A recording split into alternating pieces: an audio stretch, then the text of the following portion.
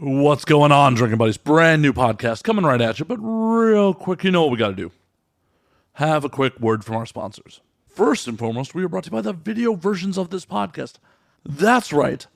Experience the madness in full HD on Vimeo for 99 cents an episode or $6 a month. Get you all 95 episodes unlimited streaming. I'm adding new episodes all the time, so come check them out at www.anwd.net/videos. Once again, that's www.anwd.net/videos. We are also brought to you by my Twitch stream. That's right. I am Twitch streaming 5 nights a week now. Sunday, Monday, Wednesday, Thursday, Friday. I am on Twitch playing various games. Come hang out in the chat. Make me do some shots at twitch.tv/MattFNSlayer. Once again, that's twitch.tv/MattFNSlayer. Link is in the show description too. Come hang out. And last but not least, we're brought to you by our friends at Vinyl Me Please. Vinyl Me Please is the Record of the Month Club. The best damn Record of the Month Club. In fact, Vinyl Me Please has one album that's essential to the modern vinyl collection and sends it to its members monthly. And Vinyl Me Please isn't like Record of the Month clubs of old. It's month to month, no strings attached, cancel anytime. Each album comes with exclusives like bonus tracks, inserts, and color variants. It also comes with an album-inspired art print and custom cocktail pairing recipe. I love Vinyl Me Please. They've been a sponsor for a long time. If you have a record player and you are not a member of Vinyl Me Please, what is wrong with you? Do you hate yourself? So join Vinyl Me Please today at www.joinvmp.com/ANWD. Once again, that is www.joinvmp.com/ANWD. My guest this week is my homie, Pierre Vincent. Pierre is a tour production manager, a porn production manager. We go way back. We have been to a lot of conventions and a lot of shows together.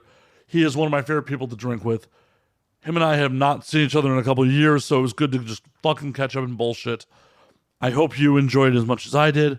So sit back, relax, pop a cold one, and enjoy Drinking Buddies.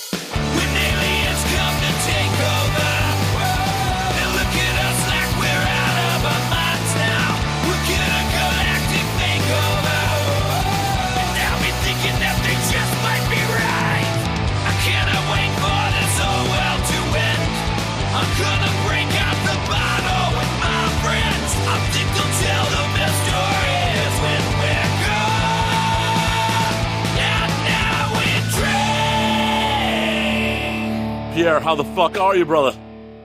Bro, it's so good to see you, Matt. It's so good to see you. So good. Fuck, it's been literally years at this point. Fuck. It's been 2 years solid. Yeah. Because no EVN this year, and the year before that, you were not here. Yeah, I know. So, I want to give you a hug, but it's virtual. I know, man. I know. Happy birthday. Thank you. Fucking, woo. Last night was fun, but it wasn't like years of old, like fucking getting wild and stupid. I know. What is it, 4-0? 4-0? Yep, fucking 40. Uh-huh. Welcome to the club.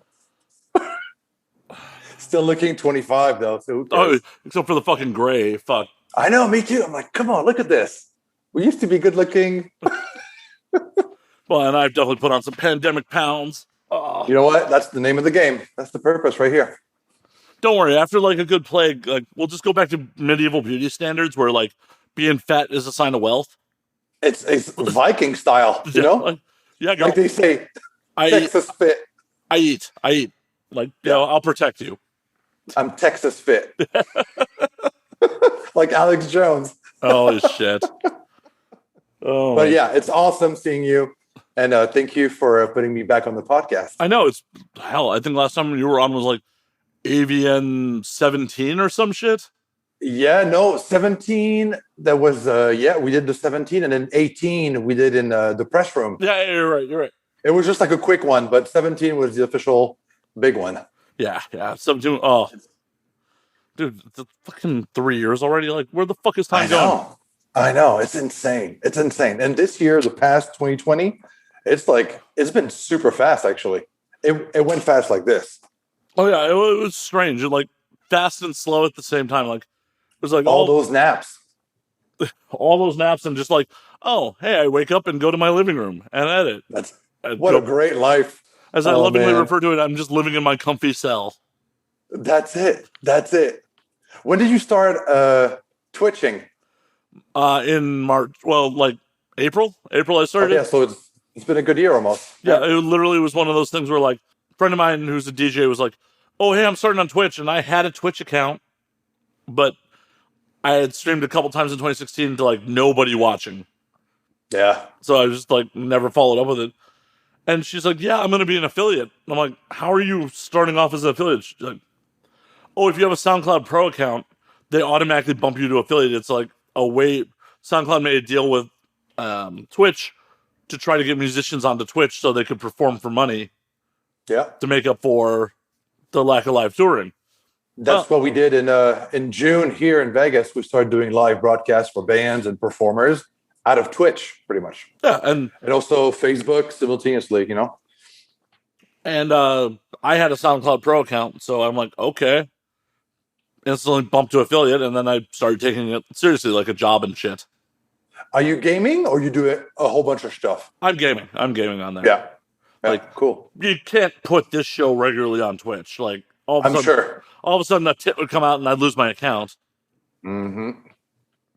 Oh, Like, oops, a the titty. beauty of freedom of speech. Yeah. Freedom of speech, unfortunately, doesn't protect you on other people's platforms. So, Yep. yeah.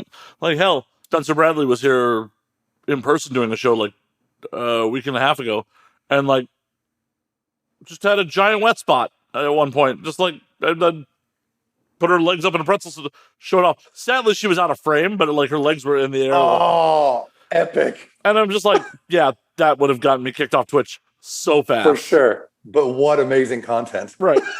I mean, that's how we do. But tell me about the music content you've been doing on Twitch.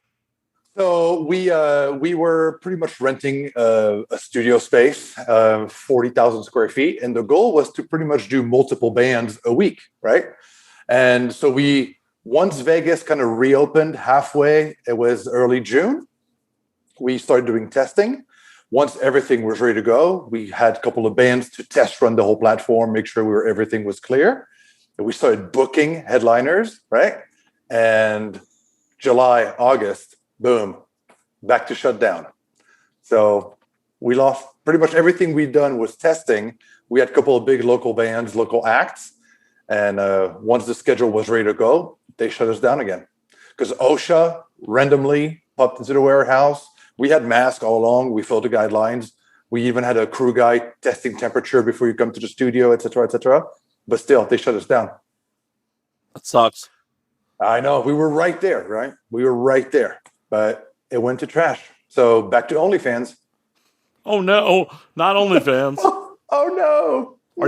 Are you editing people's content for them, or? Yeah, I'm producing for a bunch of chicks. I'm also moderating for them because lots of girls are like, I don't want to deal with the whole thing. So I'm moderating, producing content, editing content. And the goal is also, like a lot of people created agencies, what I heard, and they take 50% of the revenue. I'm like, you know what? No way. So whatever you need me to handle, I'll do it for you. And 10%, boom. So they all came, That's awesome. Yeah, it's a service, pretty much. Yeah, and it's a lot of work on your part to only take 10%. Jesus. But you know what? The volume makes it worth it. That's what matters, pretty much. I'd rather get 10% of 50 girls or 25 girls than 50% of two, For sure, but it's also like keeping up with 25, 50 girls worth of content is a lot of fucking work. But keep in mind, it's also like some girls handle their page and I do moderation. Some girls that just do the content production. So it's a mixed match of everything. Nice. But it was perfect timing back to back. I didn't really have a slow time. And I'm fortunate for that because a lot of people in my industry, like, like it's over. Music's never going to be quite the same. My God. Right now, from what we heard from Live Nation, maybe January 2022. Maybe. Maybe. And also the thing is, most of the bands don't want to be the first one, don't want to be the guinea pig, right? Right. Let's say you go back on the road in July and it pops, you're responsible.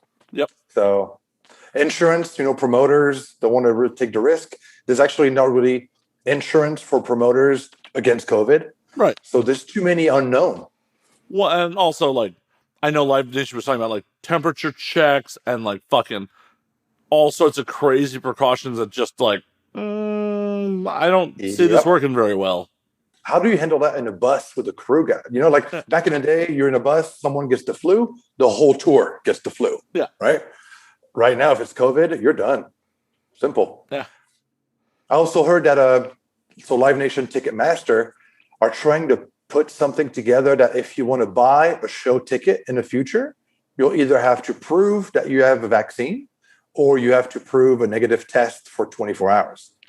I'm like, okay, that's going to be tough. Yeah. I mean, it's going to be tough. It's going to be full of fraud. Oh, for sure. 100%. That's what puts to the system the digital ID thing. Because right now, I think when you get the COVID vaccine, they give you a card, right? Yeah. You can Photoshop that thing easily. 100%.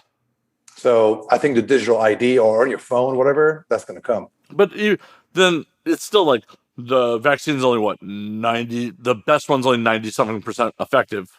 Yeah, exactly. And now with these new variant, sorry, my French, the mutation of the virus, they say like the AstraZeneca doesn't work against the South African variant. So who knows? So as of now, like a lot of crew guys are suffering. A lot of bands got the PPP, right? Right. So some bands were pretty much helping their crew staying afloat, but that shit ran out. So right now, like I know of lighting directors, like dudes that worked with massive headliners, they apply to Home Depot. Well, yeah, especially if like you're a venue employee, not a fucking tour guy. Oh, you're fucked. You're done. Yeah, like Live Nation's like, oh, you're furloughed. Have a day. Yeah, goodbye. Yep. Good luck. See you in 2 years. Maybe. Maybe. I think you put the finger on it too, is the uncertainty, right? We don't know. Yeah. So even if you try to plan something, the government is going to shut you down. The state is going to shut you down. Like festival owners I know in Europe, they're about to cancel all the summer festivals because Glastonbury just canceled. Therefore, download is going to go down, Hellfest. Yep. And Hellfest owner pretty much went on the news last month in France, and he was like, well, the problem is like, if we have to reimburse the band's deposits, guarantees or whatnot, the government's not helping us. So that's going to put our festival under, and we might not come back ever. Yeah. It's such a drastic shit show. I know. And at this point, I'm sure all these festival owners are rewriting their contracts to like, clauses like, act of God, we don't have to fucking pay you. That's it, 100%. And also now they also said for the headliners, they're going to have to accept 20% smaller guarantees. So let's say you get 100 grand. Right now you get 80 grand. Yeah. Right. And also merch. Back in the day, you were able to cash out your merch the day of. Now Live Nation most likely is going to retain your merch for 3 weeks and pay you out. So bands, small size bands, mid-size, they live on the merch on the road. So if you retain my money for 3 weeks, how am I going to pay the bus gasoline? Exactly. That's it. It's a whole bunch of domino effect. There's a whole bunch of mid-sized band that play House of Blues capacity type of thing, 1,500 to 2,000. Those bands make money on the road. You don't go on the road for 3 years. Goodbye. Done. Yeah, especially when you have in rock and roll, I don't think people are making huge money off Spotify playlists and shit. No, you make nothing. Not enough to live. Right. And I mean, most people aren't making huge money off Spotify in the first place. But exactly. When you like, oh, hey, we're a rock band, we're not getting heavy fucking playlist rotation. Mm-hmm. Rock is about merch and fucking live performances. Yeah. We used to live on the road 18 months out of 24 months, 2 years in a row, 18 months on the road. Like, that's because money of touring. Because you don't get any other source of revenue otherwise. Yeah, I mean, who's buying full albums at this point? Exactly. So I think like the headliners will be fine because you have other source of revenue or you're sitting on pallet cash. But the mid-sized bands, they're hurting bad, really bad. Yeah, the small to mid-sized bands or the bands that were just getting rolling like, oh yeah, we were living out of our van and pretty much making deals with small venues to be like, hey, we need gas money and food to the next gig. That's done. Yeah.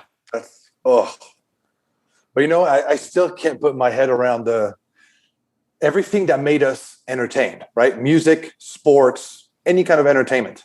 It's done. You can't even go to a theater to watch a movie. You can in some places, but it's like, why would you? Yeah, that's it. But everything that makes you pretty much a human being on the weekends is shut down. Yeah, 100%. 100%. Like, it's still crazy to me that, like, some sports are back. Like, the Super Bowl happened. It's like, okay. In Florida. Yeah. In Florida. Yeah. Well, I mean, most sports are happening in Florida right now. Like, the first UFC event back on was in Florida. The WWE was doing all their events in Florida. I know. Talking about the UFC, all props to Dana White. He was pretty smart. He didn't stop, right? He did whatever needed to be done to continue and provide UFC every 2 weeks. Fight Island, all that stuff. Now they have the Apex here in Vegas. Yep. So it's like a pretty much a whole set on the side of their building, and they control the environment. There's no crowd, but you can still do pay-per-view. Yeah. Well, and the fucked up part was Abu Dhabi just shut down. So, like, no Fight Island for a while. Yep. It's so crazy to, like, look at how other countries are handling the pandemic compared to us. It's insane. Like, insane. I have a friend in Australia, and she's in Perth. One guy popped positive. One guy popped positive, and they shut the city down for 6 days. It's nuts. One guy popped positive, shut the city down for 6 days, and had a list on the government website of where he had possibly been for people to go get tested and be like, tracking. The actual tracking on this one dude and shut down the city for 6 days.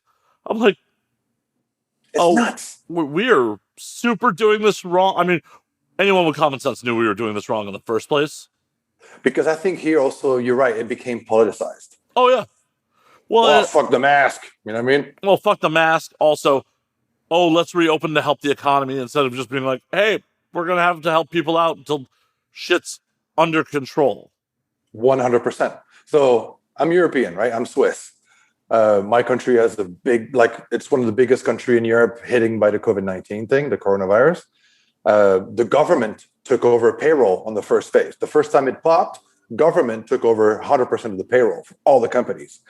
And then right now it's getting bad again because the second, mutation. Everybody's at home, but they don't lose their wages, right? Their employers still paid their people. Yeah. Here, it's like, good luck, you're on your own. Oh, here's $1,200. There's still $1,200. We're giving you $100 a month basically this year. I know. God. Like, fuck yourselves. Like, what? It's crazy. And you see, like, other countries, I believe South Korea, because in 2015, they had a big SARS epidemic, right? Right. And so right after they came out of that, they triggered an operation to have every single hospital have tests on hands, PPE, all that. When the COVID popped in South Korea, in 15 days, they had it contained. They never even shut down a single day at all. Yeah. Same, I think, in Singapore. They had like 300 cases, contained, boom, we're good to go. New Zealand has like no cases at this point. Zero. Yep. Like, and it's crazy. Like, it's crazy because, like, if you're going from New Zealand to Australia, Australia is still like, no, you still have to quarantine for 14 days, even though you're coming from a country with 0 cases. And like, America's like, yeah, we're rampant with this shit. Nah, you got to quarantine for 10 when you're coming from out of the country. Yep. Like, I know. And there's no enforcement. Regulations. There's no enforcement of it. No. I know in Canada, it's pretty crazy. One of my friends went back home, right, in Vancouver, BC. And so they have to quarantine for 14 days. And randomly, they have inspectors popping in your house. If you're not there, it's 10,000 Canadian dollars fine. Oh, with Australia, my friend was telling me, like, if they catch you, like, outside and when you're supposed to be quarantined, like, throwing out the trash, it's because, say, you're quarantined with a family member, is a $50,000 fine and they will arrest you. Fuck. Like, here, like, oh, you're rolling around without a mask? People give you dirty looks. Law enforcement ain't going to do shit about it. That's it. Yeah, it's insane, man. I can't believe we lived it. I was like, okay, pandemics, it happens. The last one was 1919 or whatever. But this one hit hard. It's a full reset. Everything. Well, because Bam. we're fucking morons. We're idiots. Just follow the program and be fine with it. Right. Well, it starts off with the fact that, like, we initially didn't wear masks because the government's like, oh, you don't need to wear masks because they're afraid that we were going to hoard them.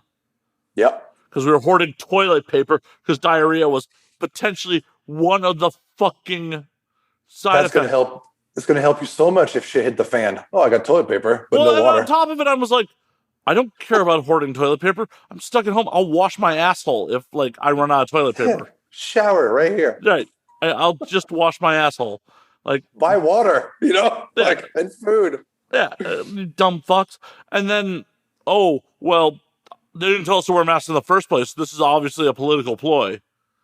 Like, come on. No, we are selfish children. Yeah. And they decided to make a greater good decision. Oh, my God. Here, we've been in this for like a full year, almost. Yeah. Oh, yeah. In Europe, the summer was fine. And then they peaked back up in October and November. But now, like, they're shut down in Europe till March. And now you have riots in the UK, in Holland, the Dutch. The Dutch are the most liberal people. They have everything they need. They're in the streets right now rioting. Last week, Amsterdam was on fire. Amsterdam. Oh, by the way, no more red light districts. Well, yeah, I can imagine that's not so healthy. But they're not going to reopen it at all. Wow. They're moving it out. It's pretty much they need the real estate money, right? So no more red light district in Amsterdam. Well, I mean, they got to move it somewhere. Yeah, but somewhere like out of the touristy area. Well, yeah, but the tourists will go to it. Oh, for sure. But I'm like, it's for them. It's like it's been shut down for a year. People don't need it. Well, I'm glad I got to see it at least once. I mean, Amsterdam was not my favorite place in the world, anyways, but it was all right. It's something to do once in your lifetime. Yeah. I mean, I went there. I was just kind of like, oh, cool. Sex workers in windows, and cool. I can't get food late night. This fucking town. Like, oh, hey, bars are open till 5 a.m. Good luck getting anything to fucking eat that late. Oh my God! On the road, every time you see on the schedule that you have a day off in Amsterdam, it's party time, right? And you have so many crew guys that missed the bus call the next morning. Oh, I bet. Well, I referred to Amsterdam as like Europe's Vegas. For sure. People just go there to get fucking wild and ignorant. That's it. And now it's all shut down.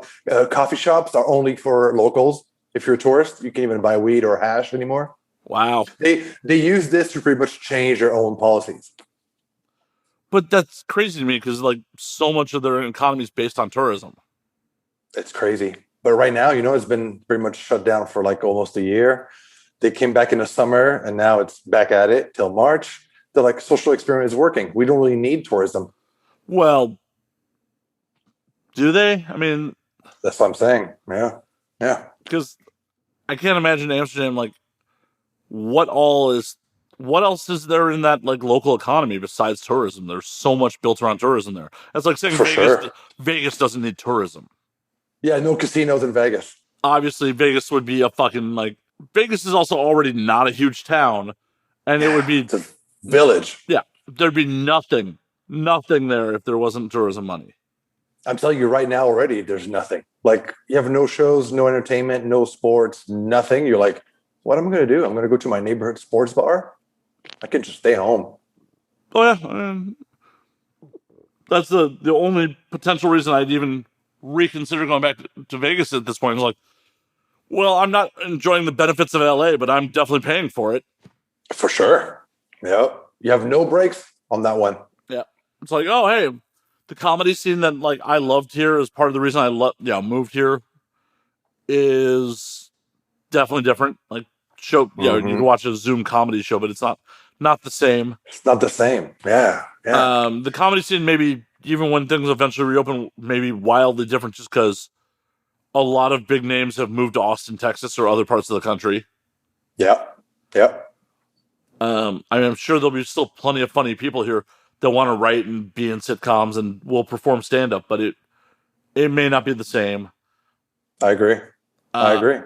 It's really like the virtual everything becomes our way of life right now. And if you look this in the standpoint of a social experiment, it has been checked, right? It's like it works. People are okay working from home.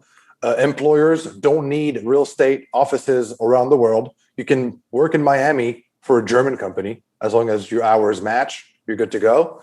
Like you don't need real estate. You don't need offices. You need workers' comp. Everybody works from home.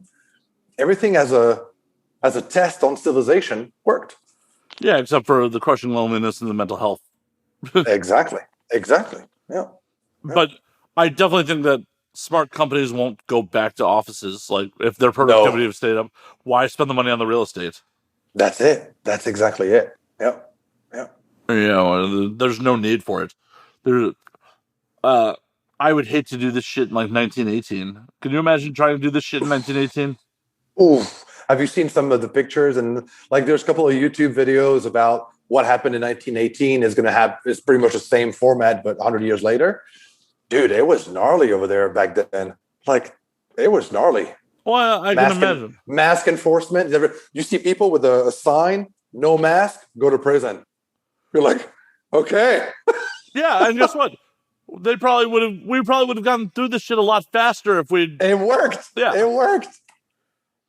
God. But the problem is,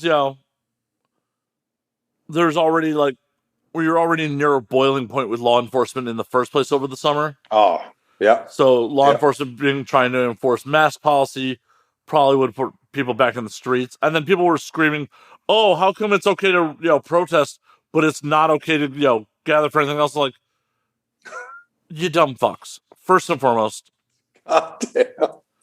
that's constitutionally protected. First and foremost, but freedom of speech. Right. Secondly, the more important fact is these people were angry enough that they were going to the streets if they were allowed to or not. Yeah, it doesn't matter. People died. Right. So if you tell them they're in violation of the law and try to prevent them from gathering when they're already near their boiling point, it's going to just escalate things. You put more fuel in the fire. Right. It was a de-escalation tactic to be like, it's cool, protest. Yeah. Be safe. It's a de-escalation tactic.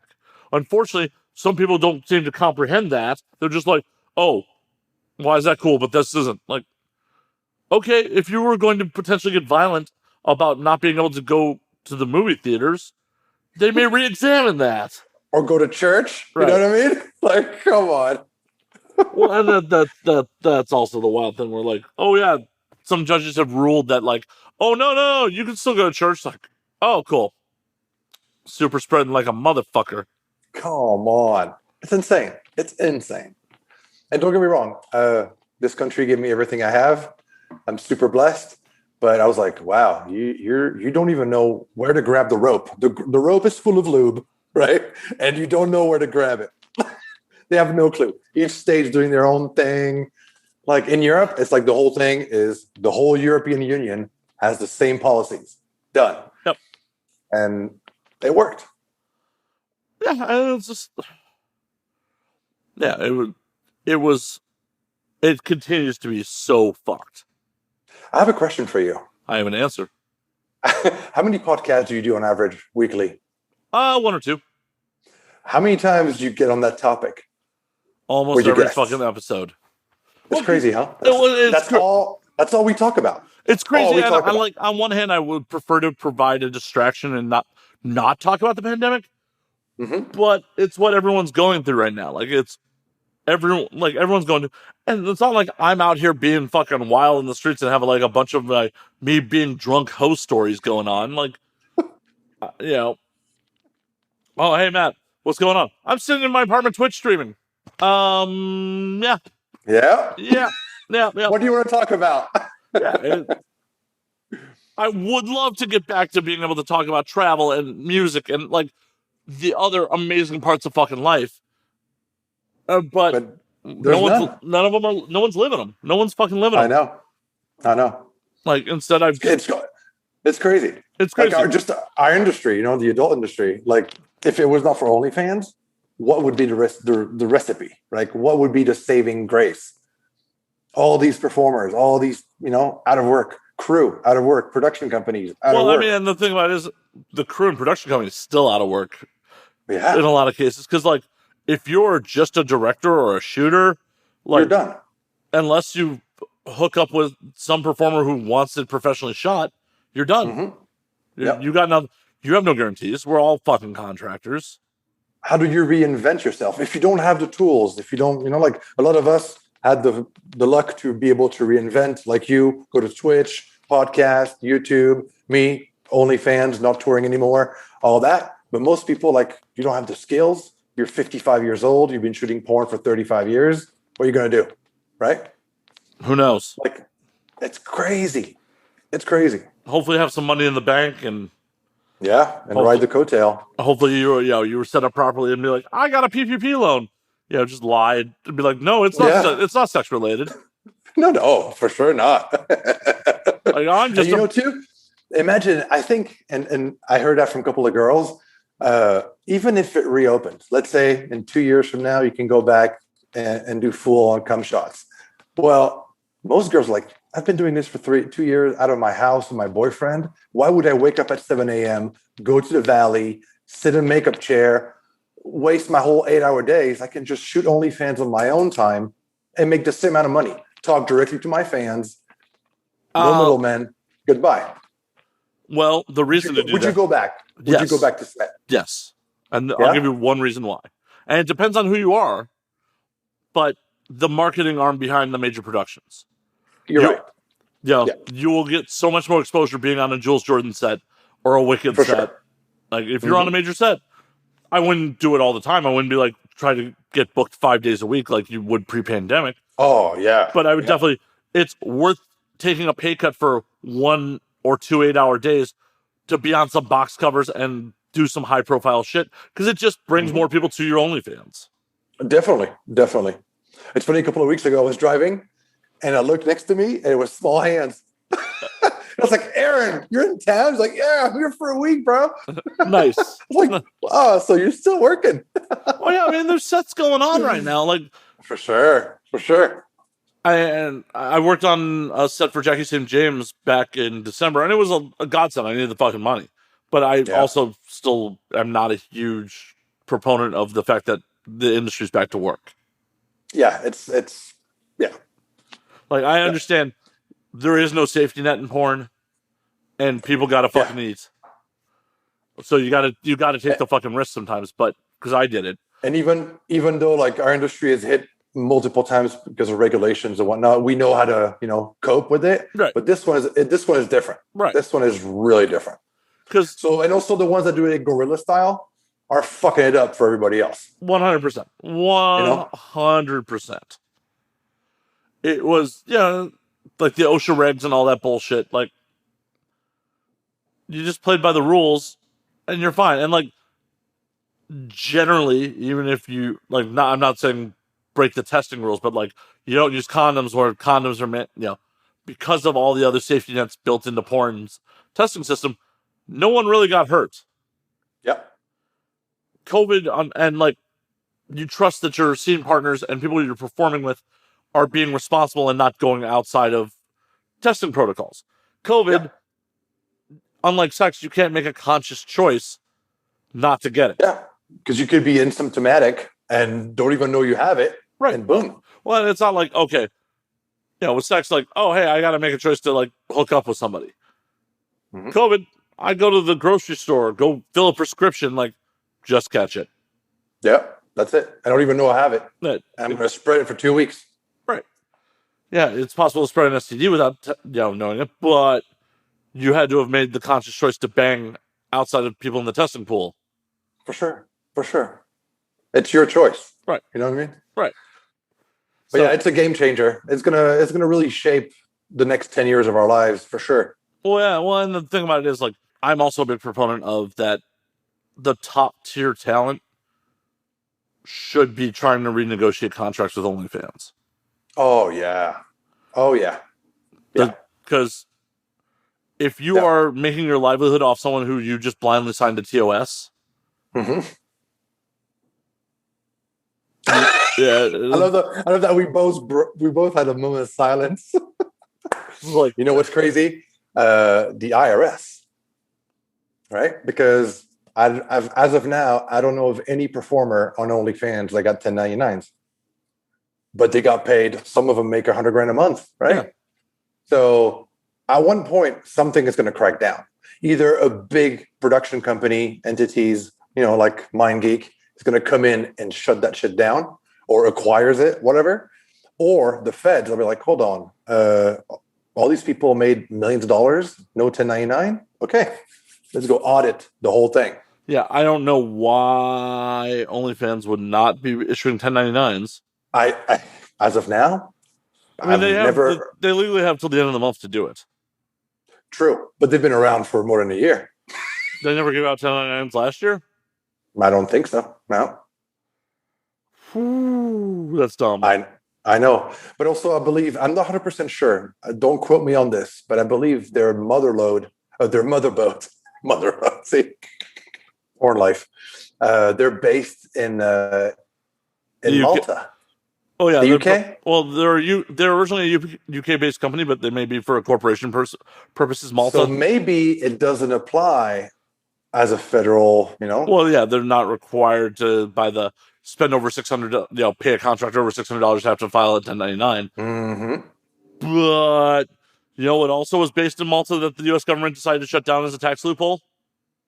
What? Online fucking poker back in the day. Oh yeah, right. You're 100% right. Yep.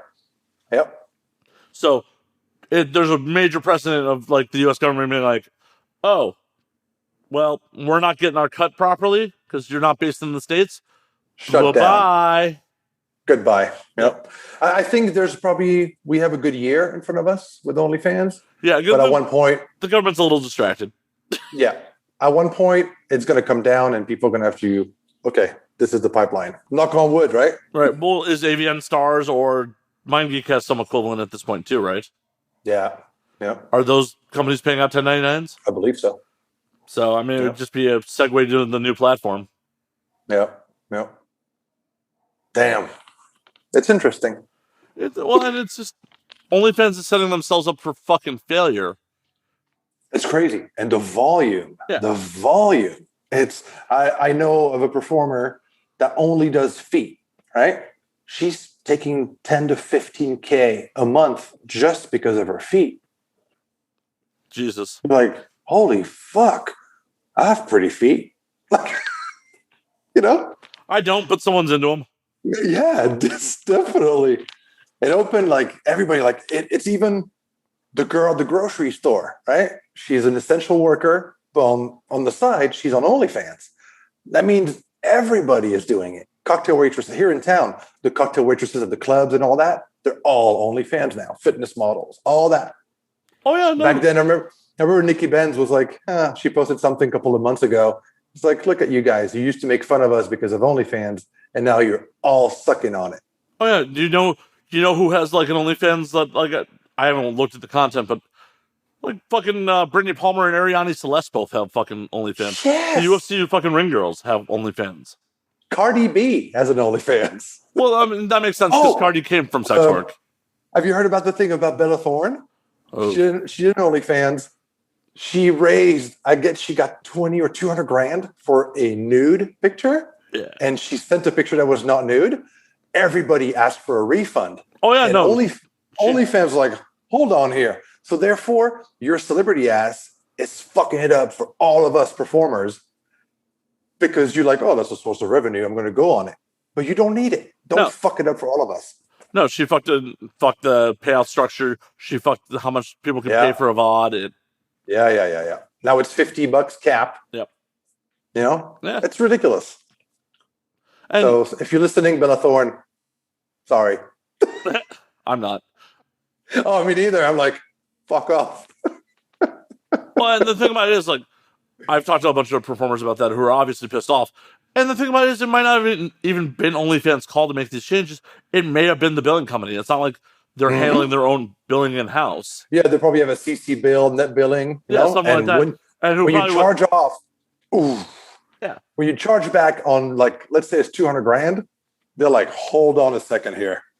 Yeah. What did you promise them?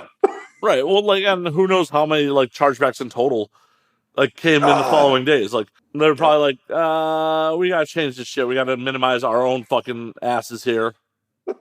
And Because in our industry, chargeback is like the biggest problem. Oh yeah. That's it. Oh yeah. That's it. We've been dealing with this shit since credit cards are out. 100%. And that's why it's a risky business for like pre-OnlyFans for girls to like be doing customs directly dealing with the fucking client because they charge them back and keep the fucking custom. Exactly. Yep. So, and I talk in my own experience. Now the girls are like, I don't want to even deal with this. Like a big celebrity, you have a moderator that handles your content and everything. And because they're like, first of all, I can tell you from facts, you get like one profile gets 160 messages a day, right? Yeah. So how do you filter? How do you reply to everybody to retain? Because if you have a bounce rate of like 70%, it's not worth it. You want your 1,000 subscribers to renew every month, right? So you have to tailor-made that relationship. Dude, it's a pain. I can imagine. I mean, I'm dealing with similar things on a limited scale with Twitch, and it's nowhere near, and it's still like, it's exhausting sometimes. Oh, yeah. People are very demanding. When they pay you direct, they're very demanding. Oh, well, and I have found it's the motherfuckers who don't pay that are the most demanding. Oh, yeah. Yep. They feel like, oh, well, I'm here supporting you. I'm hanging out. Like, you should do this thing. Like, you should get off your wallet. This is a for-profit business. It's insane. I don't want to ruin it for anybody, but, like, imagine they all think they're talking to Alexandra, but actually, no, it's Pierre behind the computer sending, oh, sweetie, you're so cute. Thank you so much for the tip. Yeah. You made me so wet. Oh, it's beautiful, Matt. It's some Wizard of Oz shit. Pull back the fucking curtain. Like, oh, that's the fucking wizard. Oh, shit. The digital revolution. I know. But it's still fucking nice because as you're talking about, like, OnlyFans can get pulled in a moment by the government. I wasn't even aware of that. But OnlyFans could just change their model. They could just decide to be like, hey, we're bouncing your account for whatever violation we decide. And then it's like someone's whole livelihood's out the fucking window. It's crazy.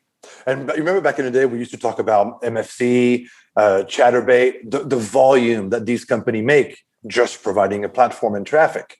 Imagine what OnlyFans is getting right now. Like, you post a custom for $15, right, on a DM, they take $3 out of it, right? You multiply that by, I don't know, 1 million performers. Holy shit. Well, that's fucking 20%. It's fucking 20%. It's insane. It's insane. Yeah, they're making money hand over fist. And OnlyFans is partially owned by MFC, so... Yeah. It's the same mob. Yeah, it's the same. So they're still making MFC money on top of OnlyFans. Watch, we're all going to get blacklisted. My dick's not on the internet. I'm not worried about it. I don't care. I'm behind the screen. Right. Like, I do. That's why I love doing podcasting, baby. You cannot cancel me. I could just say horrible things. It's amazing. The worst that could happen is AVN could be like, we're not going to advertise when people are on your show anymore. Like, we're not going to be like, Matt, Brian, we love you if you're watching. Yeah. Like, no more letting your press releases get released. Like, that's the worst case scenario. Or they tell me I can't come to the convention. But like, no more press room access. Yeah, no more press room access for you. And believe me, part of me would be kind of like, oh, well, I'm fucking infamous then. If I said something so funny, right? If I said something so controversial, AVN's like, we're not letting you in the press room anymore. Fact. That's awesome. But it's great. To be honest, it's great to see you virtually. Yeah. I really love this. We should do it more often, even when we're downside. Yeah. Just having virtual cocktails, you know what I mean? Hell yeah. It's a real interesting to see where the industry is going to fucking go. Yeah. We'll see. Like, because the tube site's already putting a lot of studios on the decline in the first place. Oh yeah, the whole Pornhub thing right now. Yeah, forget about it. It's so weird. Don't get me wrong, but don't get me wrong. It was probably necessary. You know what I mean?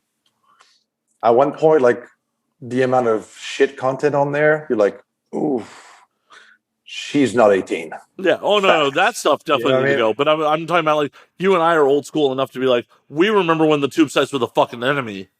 Oh yeah. Ooh. And like, yeah, you'd see a girl like doing red tube radio at a convention, like, what the fuck's wrong with you? Yeah.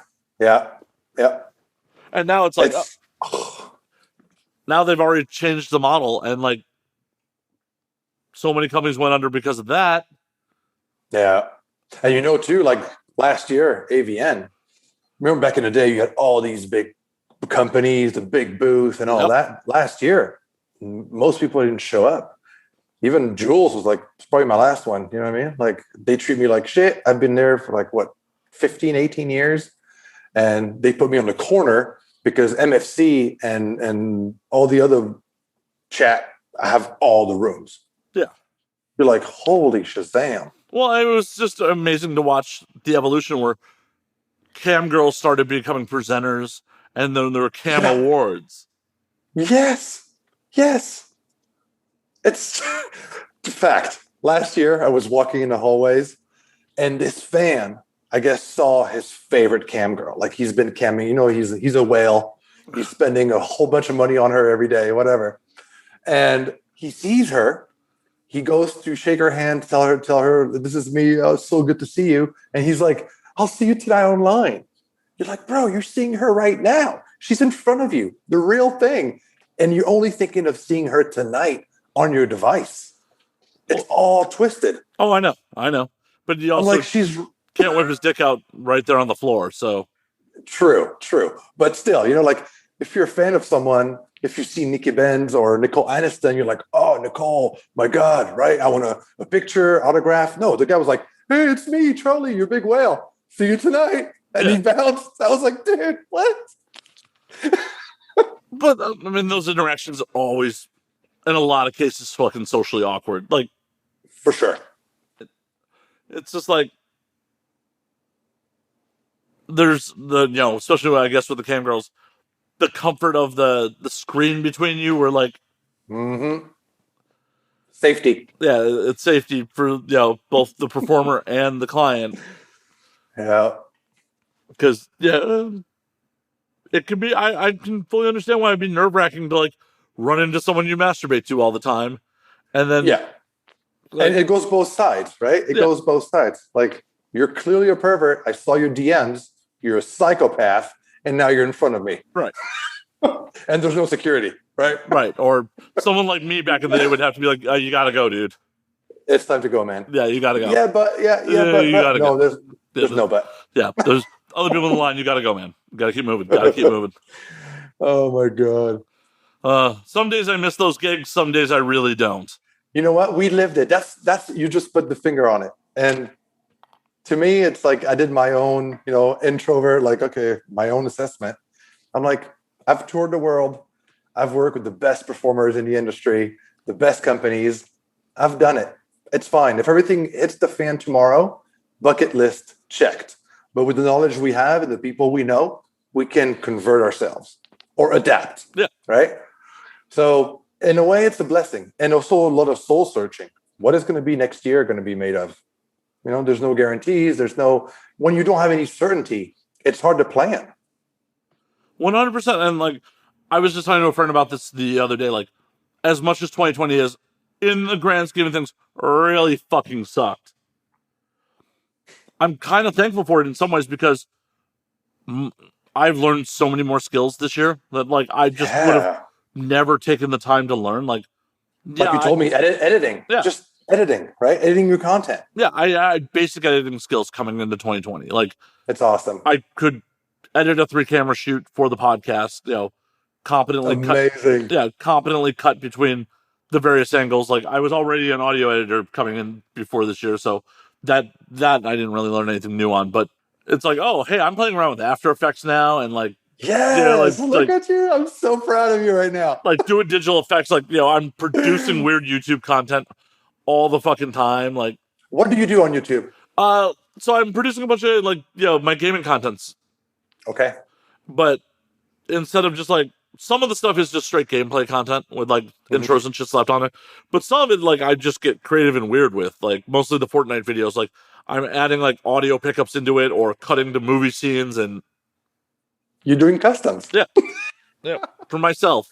That's amazing. So but it's just like I've learned so much more. Like, I didn't really know shit about using a green screen, using a chroma key before this year. Mm-hmm. And I use it all the fucking time. Like, you saw how hard is the YouTube hustle? Meaning getting to the 1,000 subscribers. I'm not even there yet. How do you promote everywhere on all your social media? Yeah, I promote on all my social media, and like, it's a fucking grind. It's a fucking grind, especially like, oh hey, I'm putting out I put out Fortnite videos, but I'm making jokes in them that like children should not see or understand. Yeah. And most people our age like hear Fortnite and they're like, that game sucks. You're like, oh, okay, lost it. Right, done. Like, I have friends who just don't even want to watch the videos, and some of the jokes like only I really appreciate apparently. Because I know your black humor. Yeah, it's the black humor, or some it's just outright weird. Like, yeah, the video I put out a day or so ago, one of the people I was streaming with got killed by someone wearing the skin from the DJ Marshmallow, like it was a playable skin in Fortnite. And right after he gets killed by Marshmallow, I have it cut to a dream sequence, and I found someone doing a dance video in a Marshmallow costume, and I just cut to a dream sequence of Marshmallow dancing in front of him. Like, they don't get it. Yeah, they don't get it. They're like, what? Or I did a slow-mo jump. Like, there's a part where like my friend jumps, and I did the $6 Million Man, the Bionic Man, just in slow motion as he lands. That just dated you so bad right now. Like, children who, like, someone else is like, they're like 12. Yeah, the fuck is that audio loop? Yeah, like, what is that audio loop, and why is he falling in slow motion? Oh my god, it's epic. It's awesome. Yeah, and like people who don't play the game are like, is this part of the game? Yeah, is that something that I missed? Like, well, like I have friends that are our age who watch the videos like, I don't get it, like, because they've never played the game, so they don't realize that I'm adding this garbage. It goes like, both ways. Yeah, right. Yeah. Like people who play it are like, what the fuck? And people who don't play it are like, this is part of the game. This is fucking weird. It's nuts. It's nuts because you don't really. It's like a moving water constantly. Yeah. I know for a fact the YouTubers that I've started last year about crypto, right? Those YouTube channels are pumping massively. Oh yeah. Like there's this dude I follow. His name is Journey Crypto. He literally started last October. He's at 250,000 subscribers.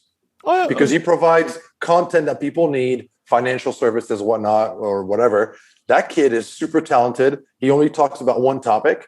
I guess it's like you really have to narrow down the funnel as much as you can and offer something that people want to consume. Right, exactly. And that's the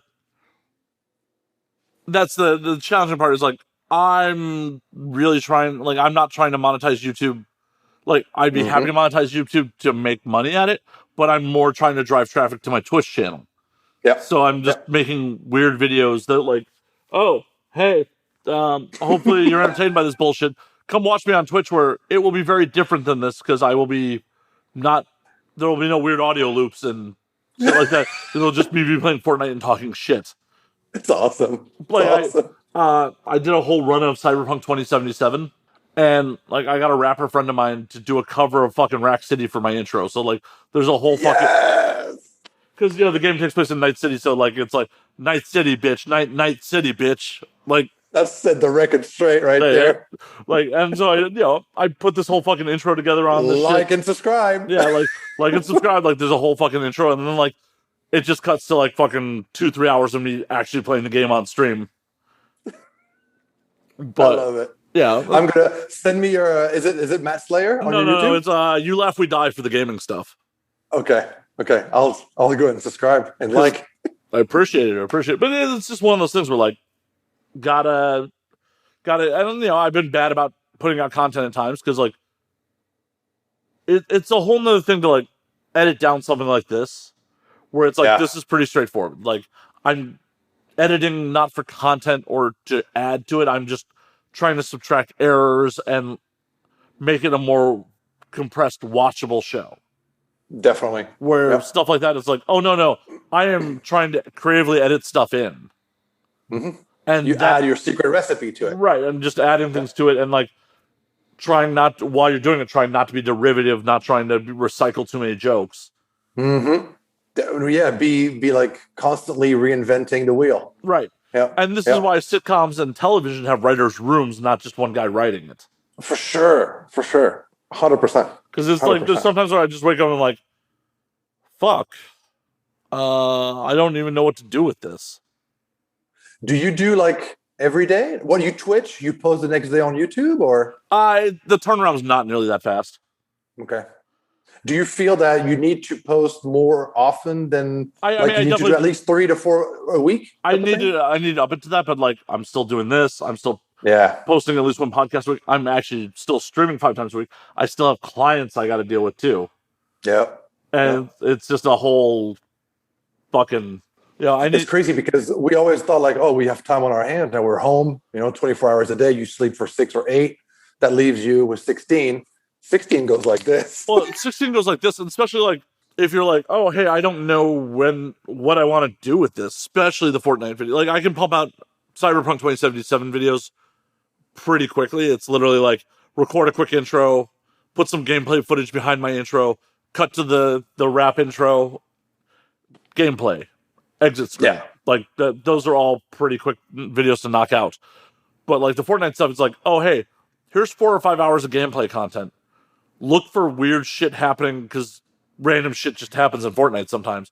Look for random shit and then build jokes off of the random shit that happened during the gameplay.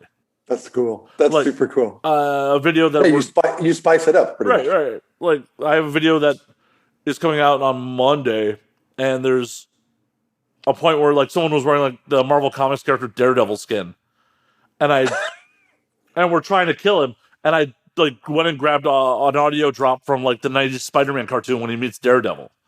No. Like and just drop that in there. Like, but it's just like, okay, what do I do with this? This is funny that we're chasing Daredevil down the street trying to kill him. Is it too much? You know what I mean? Is it too much? But like, where do I go with this? Okay, I'll go to the 90s Spider-Man cartoon when he meets Daredevil. Take an audio drop from that clip. Or, I've fucking spliced in the like kaboom from NBA Jam when there was an explosion before. You have a massive audio bay. I know. I know, and a lot of it is like me searching for it at like, oh, what do I want to do here? Oh, the NBA Jam kaboom. Look for it. Yeah, look for it. I mean, I'm also massively violating a lot of people's copyrights because I'm just those audio drops, just copying them off YouTube and then dropping them in. Done. Yeah. Hey, you know what? Like you said, post-production. Post is a full-time job. Yeah. So I'm doing posts on like 3 or 4 projects all the time. And I'm also like, if some OnlyFans work came my way, I wouldn't say no to it too. Like, definitely. You take whatever you can today, right? 100%. Like back in the day, your schedule was full. You're traveling everywhere. You're never home. Now you've been home for a year, and everything that comes at you need to be like, I'm going to take this because it might be a returning customer, and I need that. Right, and the trick about it is, like, for me, I don't know about for you, but it's like trying to figure out what to prioritize at times, too. Definitely. Yeah. Because it's like, oh, hey, we have paying client right here. We have YouTube content that may pay dividends down the road. I still need to keep it out to keep up with the SEO, keep up with the algorithm. Yep. But this is a paying client right here, right now. Mm-hmm. Yep. Therefore, you end up working 22 hours a day. Sometimes, or, it'll be like 22 and then like, tomorrow I just slept and fucking didn't do shit. Watch will age way more with the next 2 years will age way more than we used to travel all the time. Oh yeah. And it's just like, we have so much more time, but it's like unstructured time. Cause like, you're on the road, you're on a set, you're like, oh, we have call times. We have like, this has to be done by this certain time. Where schedules. Like, and before when it's like, oh, I was working, various gigs and still pumping out content. It's like, okay, I literally have this window where I'm not working on something else that's scheduled. I have to get it done in this window. That's a fact. It's a fact. And now it's like, oh, well, I fucking fell down a YouTube rabbit hole for a couple hours and didn't start editing right away. I got time. And now I'm gonna take a nap. Right. And now I got time. It's cool. And it's like, oh, that is not how I should be doing this shit. You know, true story as well. The first 3 months, my schedule got all fucked up. You know, like when you come back from Europe on a tour and you're jet lagged for the first week, you struggle. Oh. I got to this point at my house, finding myself working at night till 6 a.m., sleeping all day, missing a whole bunch of phone calls, and then be like, oh crap, I missed work, right? Because you make your own schedule and you're like at home. So you don't really have to report to anybody. You don't have something solid, boom, boom, boom. It's like I'm going to say 3 months. It was gnarly to adapt. Well, I mean, you're in, and I'm still not, I'm still regularly going to bed at 4 or 5 o'clock in the morning. Like, look, you just got breakfast. It's fucking 4:30. Yeah. I woke up today at like 12:45. Took a nice relaxing bath real quick. Had some me time. Ooh. Is that for OnlyFans or? Nah. Still, my dick is still private. Because I don't know if my ego could take that of like putting out OnlyFans content and then just no one buying it. Yeah, you're like, oh man. Oh, I worked so hard on that edit. Right? My dick's on the internet now and nobody cares. Oh, I don't know why this just reminded me of the time you almost got married in Vegas at the AVN. Yep. Yeah. The audience, the regular audience has heard that story a handful of times, but it's always nice that someone who was there can corroborate and be like, yeah, that almost we lived it. Yep. I remember waking up in the morning and be like, no shit, you did it? Like, oh, what a shit show. Yeah. Cheers to that. Cheers to that. I mean, for fuck's sake, man, she's married with a kid these days. Like, I still talk to her. You know what? It was the alcohol talking. Oh, 100%. It was 100% the alcohol and being like, her just being drunk, being like, I want to have a quickie wait, and this is my first trip to Vegas, and I'm going, fuck it, I'm in. You're hot. Let's do it. I remember 2017, when we did our podcast, we were downing shots. It was like 10 a.m. Oh, yeah. You had a bottle of whiskey. We during the podcast, half the bottle went down. It was like 11:30. I was like, I need to go work on the floor. I was fucking drunk as hell, dude. I spent so much of AVN, like... You had a backpack with bottles in it. I was like... I just walked them onto the floor. Security was checking my bag. I was still like, yeah, that's good. I love this. Oh, dude, AVN, such a shit show. But once again, we lived it. Yeah. So no regrets. We've been there. No, awesome. No regrets at all. Fucking, I mean, a lot of good times. And like, AVN just, it's not quite the party it used to be. No, remember we used to have so many, back in the day, we used to do floor during the day. And then my company used to book parties for Naughty America, parties for Brazzers, right? Like back to back, like 5 nights of partying. And the next morning you have to be on the floor. Right now you're like, I don't miss all that. It's cool. Well, yeah. And then like you would leave the official parties that you would book, and then we'd end up at some hotel party back at the Hard Rock. And oh my God. And then everybody gets the avian flu the week after. And blame on Mr. Lucky's or me during 18. Poisoning. During 18, I got the flu at the convention. Yeah. Oh my God, I remember that. Like, where's Matt? He doesn't feel well.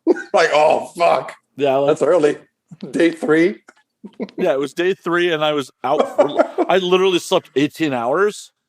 And I tried to power through it. I totally I was feeling like shit, dragging myself out of bed, like did 2 interviews, and I'm like, no, I gotta. That's it. Yeah, my body's about to crash. Yeah, like canceled all my afternoon interviews, canceled like going to the Wood Rocket party, walked over to like Jamba Juice, got like the biggest vitamin C thing that they had, walked to CVS, got fucking crazy Theraflu or whatever, and then went back to my suite fucking rumor. God. And just was out. And like sweated through the blankets. It was just For bad. sure. I bet. Did you end up going home that year? I don't remember. No, I finished out the fucking You show. finished it. Yeah, Yeah. After 18 hours, I'm like, okay, I feel enough like a human. Back to work. I'm back. Yeah. Burning Angel booth. Yeah. Let's go. Oh no, it was back in media. It was. Oh yeah. And because that was the year I was fucking nominated, so I had to. Oh yes, dude, that was so epic when you went to pick up that award. It was so good. Such a shit show. What do you call that hat already? Oh, I don't even fucking remember. Dude, it was so good. Like the traditional rabbi. Traditional rabbi. Yeah, the Hasidic rabbi. I don't know what it's. Dude, I was so proud of you when you went to pick up that award. Such a shit show. Like, I'm so happy Showtime edited around me to not watch me bomb in front of the whole fucking industry. But you know what? We all know you, so. Oh yeah, no. As much as I was bombing, I still had all my friends, it's like family. Yeah, all my friends standing ovation, cheering me on. So it was a real weird. I was not nearly as self-conscious about the bombing as I normally would have been. Because everyone was so fuck yeah, Matt. I'm like, fuck, that's awesome. I feel invincible up here saying fucking garbage. It was amazing. Your speech was amazing. It was someone who was holy shit, AVN, we won. I can't believe we got this. I can't believe we got this. Shalom, AVN. And they're like, where the fuck's Joanna Angel?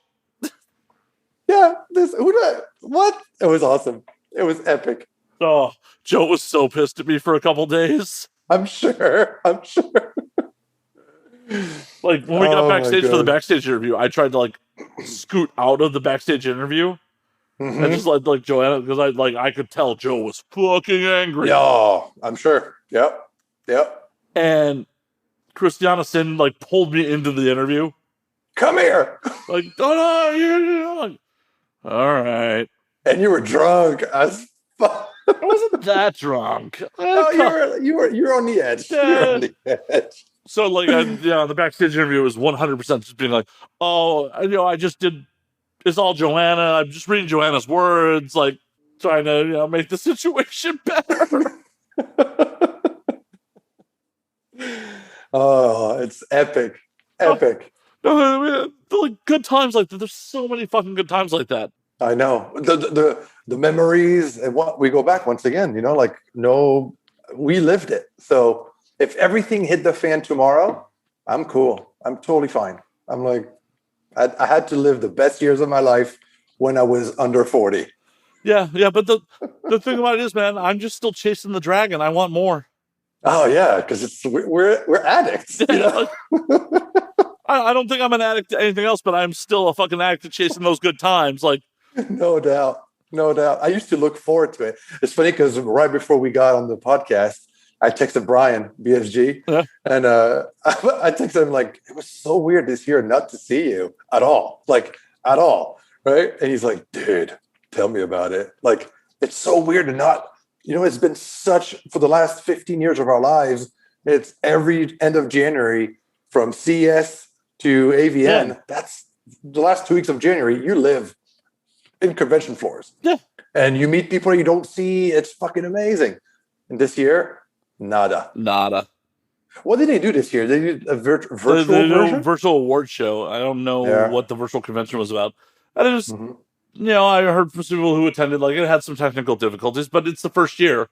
So, it's expected.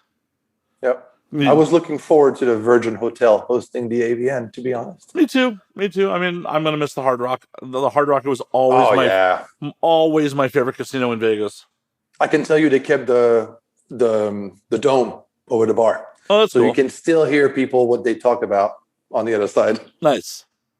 But I saw the renderings. Holy Shazam. I think it's supposed to open in March, probably. March or April. Nice. That shit looks ooh. It's not the Hard Rock at all anymore. It's all, gold and white leather and waterfalls. Well, the thing about it is, Richard Branson does some cool shit with Virgin. I've been on flights for Virgin Atlantic, and I took a Virgin Atlantic flight. I definitely rode on a Virgin train in the UK, and it was all real posh, real nice, real posh. Mm-hmm. So I mean, I'm not opposed to it being a nice spot. It's gonna be Me weird. No, neither. But I was looking for the clash of, like the girls walking the floor in G-strings and at the end of the night at the center bar, the debacles and everything. Because you and I remember the Venetian, oh yeah, when the Venetian was the center of the party. oh yeah. Oh, The Venetian, the fucking. As I said, I've said it on there a bunch of times. I miss the convention being at the Sands. same here, same here. Pretty much since it left the Sands, because Hard Rock was cool because it was small, and for the whole week, they made the money for the year because of AVN, right? Revenue wise, that was it. But the Sands Convention Expo, and then at night Venetian Center Bar, that's where shit was popping. Oh yeah, fuck Yep. yeah. So much, such a shit show at the Venetian. Oh my god. God. Well, once again, we just did it ourselves. Yeah, like I talk to performers now who like they've done 1 or 2 AVNs. They're like, it used to be somewhere else. Like, oh, oh yeah, you're not that era. Yeah, like you missed the good times. Well, and it's kind of crazy as production guys, how many like A-listers we used to hang with in the day that are been gone for such a long time now. Yeah, it's insane. It's insane. I remember doing like Exotica LA with Tara Patrick because I was working for TerraVision, and I'm like, holy shit, it's been 12 years ago. Yeah. She's a mom in Italy. You know what I mean? Like, I'm like, oh my God. And we're still grinding on OnlyFans. Right? Like, obviously we didn't do everything right here. Amazing. Oh, man. So, pre-COVID, do you got any wild tour stories for us? Unfortunately not, because the band was recording in the studio and we were about to hit the road for the whole full cycle and everything hit the fan. And so pretty much I jumped with Jeremy Spencer, the drummer for Five Finger Death Punch. We launched, he produced and directed a horror erotica series called Lady Killer. And so that's what I produced it with him. And we did that. We have Tori Black, Jonah Angel, Abigail Mack, Nikki Benz, Nicole Aniston, all the top A-listers of our industry. Have them do the killing Michael Myers, killing Freddy. It was awesome. And we did the red carpet with AVN during Halloween in 2019 at the Palms. We're supposed to release everything in 2020, and everything went to fucking shit. That sucks. So I was like, right now we're trying to find a streaming platform to put it out, but most likely we're going to put it on our own. Jeremy wants to do it himself. So direct people, to the website. I mean, does it have hardcore or is it just nudity? No, it's just nudity. It's pretty much the stereotype horror flick, titties, ass, but the only difference, we replace the horror with giant, stars. So the fans that are horror fans will come and see you. You could put that. I mean, if he doesn't want to put his own platform, you could put that shit on Vimeo because Vimeo allows nudity. Yeah, definitely. But it's like he wants to make it like a series for sure. So we have a full season, and we also have 3 movies because we re-edited the season because it's part 1, part 2, part 3. So we re-edited that into 3 feature films. Nice. So we have everything. Just getting ready for the market to come back up. I mean, now's the time. People are watching shit at home on VOD. So yeah. Lady Killer TV is exactly what people need. It's if you're a horror fan and a porn fan, it's all in together. Hell yeah. And the girls did phenomenal. Like everybody did an amazing job. Because it's sometimes, especially when you're outside the industry, nobody wants to hire porn girls to do acting. And we gave them a full shot. Let's go. You're the lead. Boom. And they did phenomenal. Oh yeah. So, some of the adult performers can really act. Some of them can't. But you find that out the hard way real quick. Definitely. But it was really, we were lucky and everybody performed amazingly. Hell yeah. Joanna Angel did an amazing, it's a reenaction of The Shining. And it was so good. So good. Well, definitely can't wait to see that shit. I can't wait to send you the reel when it's done. And It's funny because we did the premiere. We had the red carpet at the Palms Brandon Theater. Everybody came. Tori Black, Nicole Aniston, Joanna and Aaron came in. It was really like we're going live. It's on.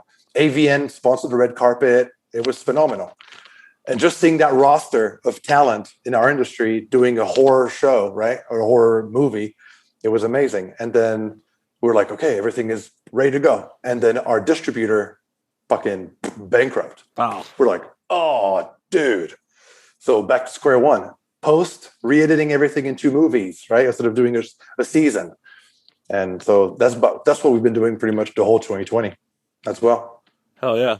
And it's rad that you have the time, like, and there's the budget to actually like do it right. That Definitely. you're not rushing it out. Yep. I remember the way it came out. We were somewhere backstage in Germany, and Jeremy, the drummer of Five Finger Death Punch, was like, how about doing horror porn? And I'm like, you can't really mix blood, and it's kind of against the code. He's like, how about horror erotica and use all the big porn girls? And I'm like, here you go. Oh yeah, you could definitely do that. We came back from tour. I started making phone calls, and next thing you know, Nicole said yes. Nikki Ben said yes. Once the big ones say yes, next thing you know, everybody wants to be in it. Oh yeah, 100%. Right? So it was a no-brainer, and they had fun. We treated them very well on set, and like not like a regular adult set. It was a full feature film set, so you get pampered and all. So it was an amazing experience. Yeah, exactly. So not chorizo, breakfast chorizo in the morning, and you look at the schedule like, oh, anal, fuck, right? And it smells like chorizo in the kitchen. You're like, no way. Yeah, for tiger balm. For those of you who have never been on a porn set, a lot of times they're not very well catered. Like that's a gentle way to put it. Yeah, they're like, oh hey, here's your veggie tray. And don't touch the M&Ms. Yeah, don't. I literally was on a set not super long ago where it was just like they had a giant tote of like energy bars, like granola and energy bars. And yeah, that's crafty right there. Yeah, and that was all crafty. That was it. Like there was no actual catering, and like here's your crafty. I can't, you know what? And that's why I don't blame the girls to be like, you know what? I'm just going to stick to OnlyFans because I don't miss those sets. I don't miss those sets at all. Yeah. I stand by that. If I was a performer, I would definitely still do a big production once in a while. Just for sure. But the industry, I think you're right, changed and is going to change a lot because of all this. Oh yeah, and what needs to happen now is, if the industry continues to go away from studio things, is how do you get discovered on OnlyFans? That's true. Because most girls use their Instagram, Twitter traffic, go see me on OnlyFans. But if you don't have that, it's like starting a YouTube channel tomorrow with zero following, 0 fans. Let's go. I'm just going to. And if you're a new performer, you don't have that Instagram or Twitter following already to drive people to your OnlyFans. Yeah. So I feel bad for the girls that just started. Like the newcomer of the year, and boom, industry is done. Yeah. You're like, holy fuck. But at least the newcomer of the year, wrong place, wrong time. At least the newcomer of the year is mentioned by AVN and has some press that way. Exactly. The girl who just arrived in Vegas or LA from somewhere in the fucking Midwest, from Oklahoma, right? Who's like, I want to start doing porn. How does she drive traffic? Yeah. Because your average civilian girl, your cocktail waitress, your civilian who's doing OnlyFans, a lot of them are happy with like 25 subs. Oh yeah, definitely, 100%. And like that's a goal for them. And I'm like, I'm not knocking that goal, because depending on how much you're charging for your OnlyFans, that could still be a fair amount of not like giant it could money. Be your rent, right? It could be your rent. It could be your rent, or it could be at least groceries. Yeah. But if you're a contract girl, you know what I mean, and the revenue doesn't come in like it used to, you're like, holy shit, I need to grind this thing out. But I need a lot of boyfriends. Right. But how do you grind that out? How do you fucking... Yeah. How do you start from scratch? Yeah, how do you start from scratch? Like, because it's, the parallel for me is like, though I have a built-in fan base to a degree, that's where I'm at with Twitter or with Twitch and fucking YouTube. Is like, how do I bring people that may be fans of the show to my other content and all that shit? It's not like this show is fucking Rogan either. For sure. So for sure, like, and it's got to be disheartening for someone who's like not normally in sex work to do sex work and then have nobody come knocking. Yeah, I give it all. I give you everything I got, right, and nobody comes in. You can see my cervix in this shot. And nobody, I'm gapping the whole way. Right. My anus is gaping so bad you can see what I had for lunch. I got 2 subs. Right? And nobody's buying. Yeah. And they're not going to renew. Right. And just like the weirdness of how it's kind of awkward for like starting out civilians where like, oh, it's all people that they actually know that are fapping to them. Uh-huh. It's friends and family. Yeah, it's all, I hope it's not much family, but yeah, it's all like co-workers. Right? Oh like, my God. This is all people you have met in real life that are fapping to you. That's the worst. Yeah. That is the worst. Yeah. Yeah. But yeah, I wish I had tour stories, but no tours for the last 2 years. So damn. I'll get back next year in 2023. Actually, 2 years from now, and I'll get you some Rammstein stories. Oh, that I'm sure that will be fucking amazing. As of now, they didn't cancel their tour yet. Really? Yeah. They're touring Europe? The Germans don't care. Yeah, they have the second leg of their that was supposed to be 2021 stadium tour, and they pushed it, and they're going to go. As of now, it's still going on, but I think the government's going to shut it down because they do stadiums. Yeah. How do you social distance a Rammstein pit? Bubble boy. You just put the whole pit in bubbles. With fire. Yep. So yeah. The fire will kill the COVID in the air. It's fine. It's fine. It's just fine. It's fine. Germans, they don't give up easily. Oh, that's a band I would love to see again. Well, if they're supposed to play Coliseum in LA. Nice. So if they end up coming, you'll come with me. Okay. Done. Yeah. Fucking just. God, it's an experience of a lifetime. Yeah. You have to see this once in your lifetime. So, what was the last show you went to? It was Kiss. It was Kiss in Laughlin, the world tour, the farewell, and I was a production manager for one day because I was working for a Vegas company as a production manager, and it was a one-off.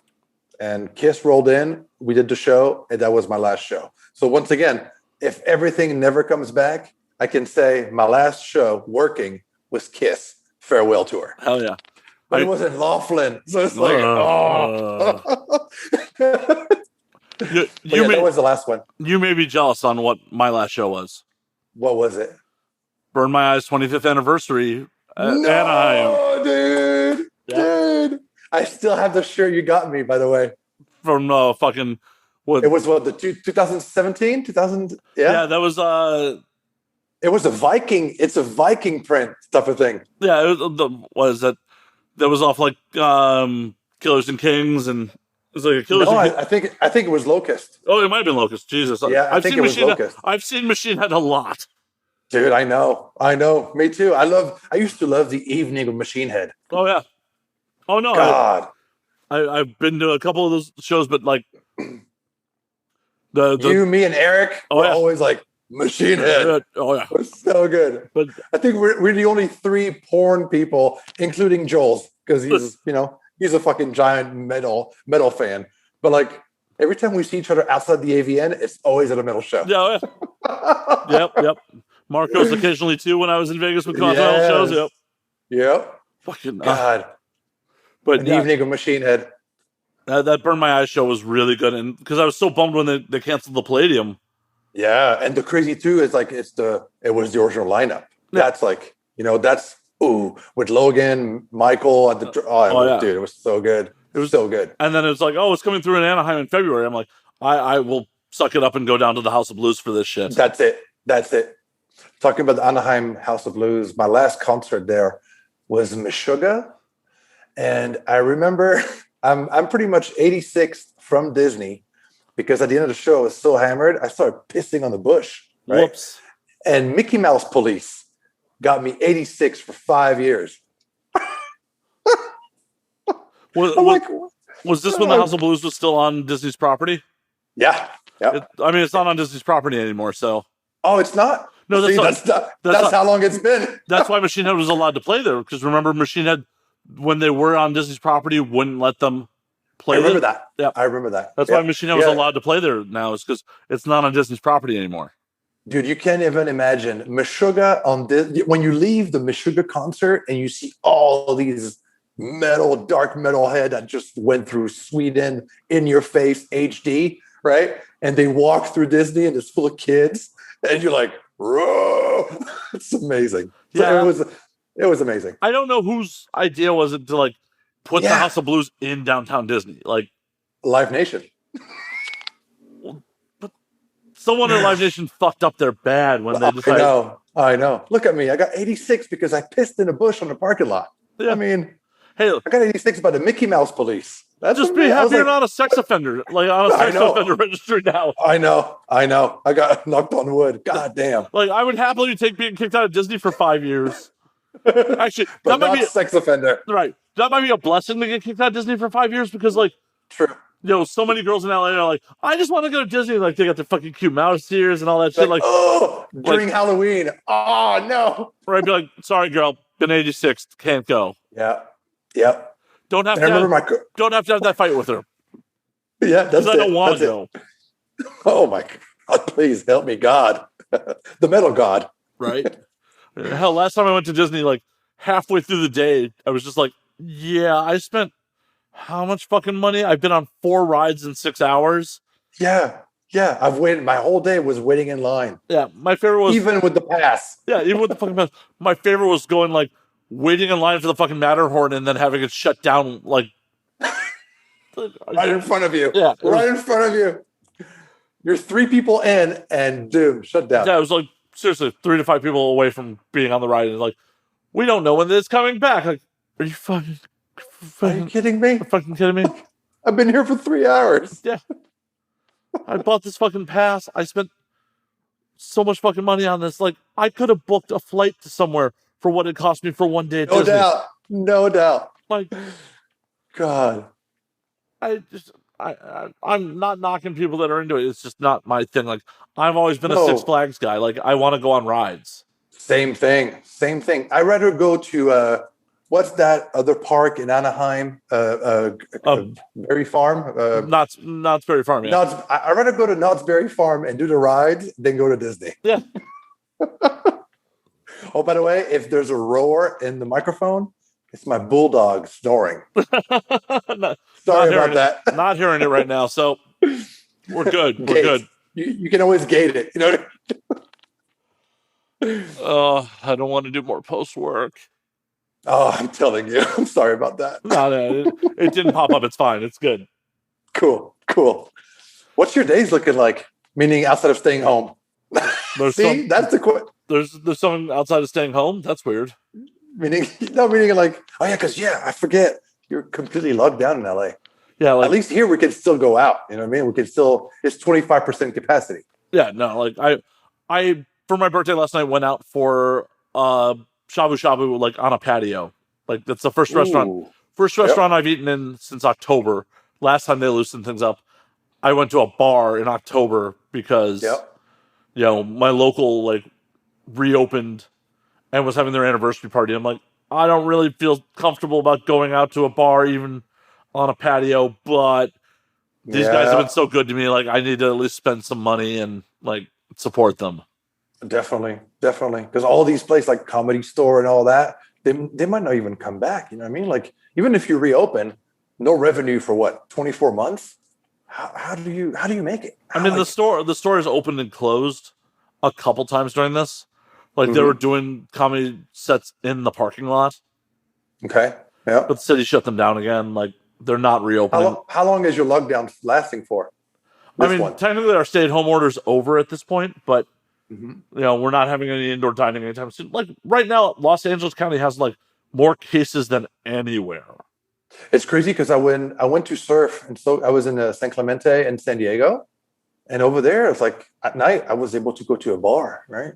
But they had to give you food. They had to give you a sandwich. They have to charge you for a sandwich, and then you can stay in the bar. Yeah. Yeah, because restaurants are allowed to stay open, so that's how a Yeah. lot of bars are getting away with it. And it was crazy because the problem for the first time in my life surfing, the problem is like going to a beach that has pretty much the available parking because everybody's not working. Yeah. So everybody's in the water surfing. You're like, even the secret spots that used to be empty, right?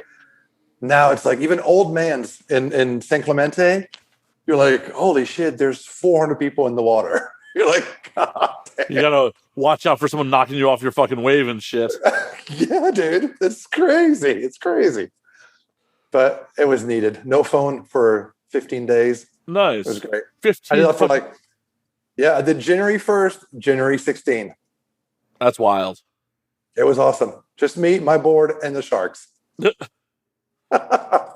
Knock on wood again. Knock on wood. Right. Hey, you're still here, right? Like you didn't lose a foot on the board. I got all my limbs. I'm good. Awesome. But next time, if you're down, because I'm thinking of probably because I have time on my hands, I'm thinking of probably doing 10 days a month if I can. Next time I head down, you and I meet. Yeah, let me know. I'm From a distance, 4 masks. You know what I mean? I have never surfed a day in my life, so that'll be hilarious. No, we'll go drink somewhere. Oh, okay. Well, you don't want No. I was not. I can. If you're down, I'll put you on the board. No problem. I'm sure you'll put me on the board, and then I will be in the water very quickly. I was more thinking after I surf, let's hang out. Oh, that works too. I found this dive bar in San Clemente. It's like the Double Down in Vegas. Nice. Right? It's phenomenal. They don't give a fuck. See, under normal circumstances, that's totally my jam. Now it's kind of like that's a little worrying. You're like, oh, it's crazy because I sent one of my friends in San Diego, and I sent her a picture of, look, I'm in San Clemente in a bar that's packed. Like it's literally packed, right? And she's like, oh, that's gnarly. Like that's dangerous. Yeah. I'm like, yeah, definitely. And these people don't give a fuck. I'm on the side of the bar, trying to social distance from people. I'm like, this is over. The bartender is like, open your can and give it to you. You're like, oh, did you wash your hands for the last hour? Right. The last 10 minutes, maybe? It's like, shut up and drink. Yeah, that shit's gnarly. And it's just like, the kind of people that would go to that bar are the people you got to worry about. 100%. 100%. Like you and I said earlier, booze doesn't kill it. No. You know what I mean? No. It might even make the symptoms worse. 100%. And like people are just, because I have some friends who are just like, I'm young and healthy, it's fine. And I'm just like, doesn't matter. It's not you. It's your grandma and your friend's grandma. Who knows? Well, not even your grandma. Just the dumb luck of like someone may, you care about me, roll the dice and be fucking dead. Or you may give it to someone else who may be fine, and they may give it to someone else who may be fine. Exactly. They give it to someone else who just fucking drops dead. Snowball effect. Right. Yep. You're thinking so small picture that you're going to be okay. Yep. It's very narcissistic. Unfortunately, I hang out with hot people that are narcissistic sometimes. Same. It's like, that's why we're doing this now, virtual. Right, right. That's why I've done like the only live, in-person show I've done since fucking October. Yeah, October was the last time I did an in-person show before with Spencer Bradley, and like she had been on set where she was getting COVID tested every 24 to 48 hours. So like, and I hadn't left my apartment in like 2 weeks. I was pretty confident we were okay.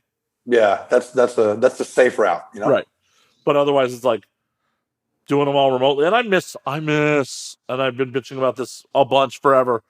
Doing this in person because it's just for sure. This is rad, but this is not quite the same. Yeah, we can't shout at each other. You know, it's like, ugh. But too, on the other side, a lot of people, I pretty much reconnected a lot with people that I pretty much lost not contact with, but we all busy and we work and life happens. But since COVID, I reconnected with a lot of people like you right now, virtually, right? Oh, yeah. And now we have like Sundays, fucking Zoom calls with my old friends in Europe. Like it's really weird. Oh yeah, it's super weird. This thing opened the door for a new way of communication. 100%. Hell, I got drunk dialed from a woman I haven't talked to in 20 years last night. at least. For your birthday? Uh, She knew it was your birthday? she forgot it was my birthday. She was literally like, hit me up because she's like, I kind of stalked, like, I've known this girl since at least middle school. Like, but it's just someone like you're Facebook friends with, you're not really in contact with. Yeah. And she's like, I kind of stalked your Facebook and like, I see that you're around a lot of sex workers and you're very sex positive, and I want to know if you knew anything about sex addiction. That's a weird pickup line. Well, I'm like, I believe it exists. I'm not a professional in any way, shape, or form when it comes to this shit. Yeah, like, why me? Why are you asking me? I'm like, I don't know. I mean, I think it was a drunk dial, hear a friendly voice. yeah, you're like, okay. Like, that's why we didn't see each other for 20 years. Yeah. It was funny. I mean, it was. I mean, I was on mushrooms, so I was just like going with the flow with it. Nice. I was like, this is fun. I mean, I'll pause. I decided to watch Thor Ragnarok on mushrooms last night, so I like the way you roll. It's awesome. I originally was planning to watch Cats, and then got like 5 minutes into Cats, and was not tripping enough to be like, to enjoy that shit. Yeah. Last night's movie selections went really silly. Like, the friend I went out to dinner with came over. Like, we both had some mushrooms, and then initially I'm like, "Do you want to watch Under the Void?" She's like, "What the hell is it about?" Do you know that movie, Pierre? No, I don't. No. It's a Gaspar Noé film. It takes place in Tokyo. The plot is the main character is a like low-level drug dealer who gets killed in the very early part of the film. And that's going to be a buzzkill. Well, but the rest of the movie is him reliving his life in non-sequential order. Oh, is it like Irreversible? Because he did Gaspar Noé did Irreversible. It's the same thing. It's all patchwork together. Yeah, it's all very patchwork, but this is intentionally psychedelic also. Oh, okay. Yep. But murders and mushrooms don't go together. Oh, I mean, the first time I watched it was on shrooms, because the movie's intentionally psychedelic because it's non-sequential on how he's reliving his life, and then he's floating through his friends and family's life in the aftermath. Okay. It's really strange. It's really jarring at times, though. Yeah. And we started to watch that, and she's like, "This is really weird." I'm like, "I warned you it was going to be very fucking weird." Gaspar Noé, it's like he's one of the director. Like that dude is a maniac. Oh yeah, and the fact that in Europe there's no censorship, right? So you can in Irreversible, the rape scene with Monica Bellucci lasts 20 minutes. You need to sit through a 20-minute rape scene, not like it's POV. You're like, holy fuck, it's savage. Yeah, that shit's absolutely savage. Yeah, there's definitely some wildly uncomfortable shit in Enter the Void as well. I'm gonna watch it. It's 2.5 hours long too. Yeah. Okay. But there's also some really incredible filmmaking that like. Is it like do you remember that movie, a Serbian film? I never watched. I know it, but I've never seen it. That makes the human centipede look like a fairy tale. Yeah, it's not gross uncomfortable like that. Okay. There's just some like just uncomfortable moments, and then there's a couple like if it was a horror movie, it's so jarring it would be a jump scare. It's just like that sort of sudden change at times. Mm-hmm. And it's like it's interesting. And we started to watch that, and she's just like 5-6 minutes into it, like nope. I'm not into it. How about The Big Lebowski? Well, we then moved over to Eurotrip. Oh, dude, it's a great movie. It's awesome. I love that movie. I love Eurotrip. It's awesome. Awesome. But then she's like, I don't like how the mushrooms are hitting me. I'm gonna just go home and like ride it out there. I'm like, yeah, cool. Like I would much rather you feel safe and secure at home than like have like freak out here. Because you're gonna make me freak out. It's my birthday, so fuck off. Yeah, I actually felt like having it because like I'm like texting her to get home. She got home and she's like, I'm good. And then like she kept talking to me like she's like, this is just not being a great trip, and like trying to talk me through it. And I'm like, I'm not trying to be a dick here, but I'm gonna hang up. Like, well, it was all text. I'm like, oh yeah. Like, it's hard to the keys are starting to move, so this is hard to fucking type. 2, I'm glad you're home and safe, and you'll be fine. Like, hit me if you really need anything, but thank you for a lovely evening. I'm going to go back to my trip now. See ya. Yeah, like, Yeah. I don't mean to be a dick, but it's like, I didn't. Yeah. I'm not coping with your stuff. Yeah, definitely. Like, I'm just, I would like to go back to not trying to inebriate, like babysitting you remotely. What is your favorite way to ingest mushrooms? Do you do teas? Do you just chew them raw? I just fucking chew them raw. Gotcha. Yeah. I found that the tea part is it's different. Is it? When you, it's because sometimes when you eat it, you have a stomach reaction because it's poisonous mushrooms or whatever. Yeah. Like the tea eliminates that. It goes straight to your liver and it processes it and done. And it also kicks in faster. Does it? The heat of the tea. Does it last as long? To be honest, I can't remember. But it's a different coming up. It's more instant. I may have to try it next time. 2020, like, I've probably done more psychedelics in the last year than I had in the last like 10 or 15.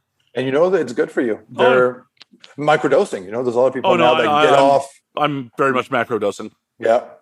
Same here. No micro here. No. You're macro. Yeah. I had an 8th last night just for me. Oh, holy fuck! That's when you talk to dolphins. Well, and that's part of the reason I was just like, hey, I'm gonna go. Like, I'm gonna go. Yeah, I'm gonna go. Another one of my friends like texted me like, I hope your birthday's going well, and I'm like, I tried to text them back, and I'm like, yeah, that's just not happening. I was just recording on my phone like, hey, oh yeah, thank you for like helping me have an awesome birthday. Keyboard not working so great. Talk to you later. Bye. Bye. Yeah. There's a couple of months back, I saw a Joe Rogan Experience with a guy he's an expert in psychedelics, and he has a very special ritual. He takes 11 grams by himself and go into his bedroom completely blacked out, no sound, nothing, and he just lays there. That's a journey. Yeah, 11 grams is a little over 3/8. Yeah, exactly. Yeah, because an ounce is 23 grams. Right, it's 3.5 grams. Half an ounce. Yeah. That's like you meet your maker. Yeah, I'm sure. And the fact that you go into a black room, like imagine doing that much mushroom and go into an immersion tank, like a floating tank. I drown. Right? I'd find a way to drown in there. I'll be dead. Yeah. That's it. I'll become the shark in the ocean. Yeah. No. And apparently he claims that it's a life-changing experience. I can imagine. Like, yeah, bro, for sure.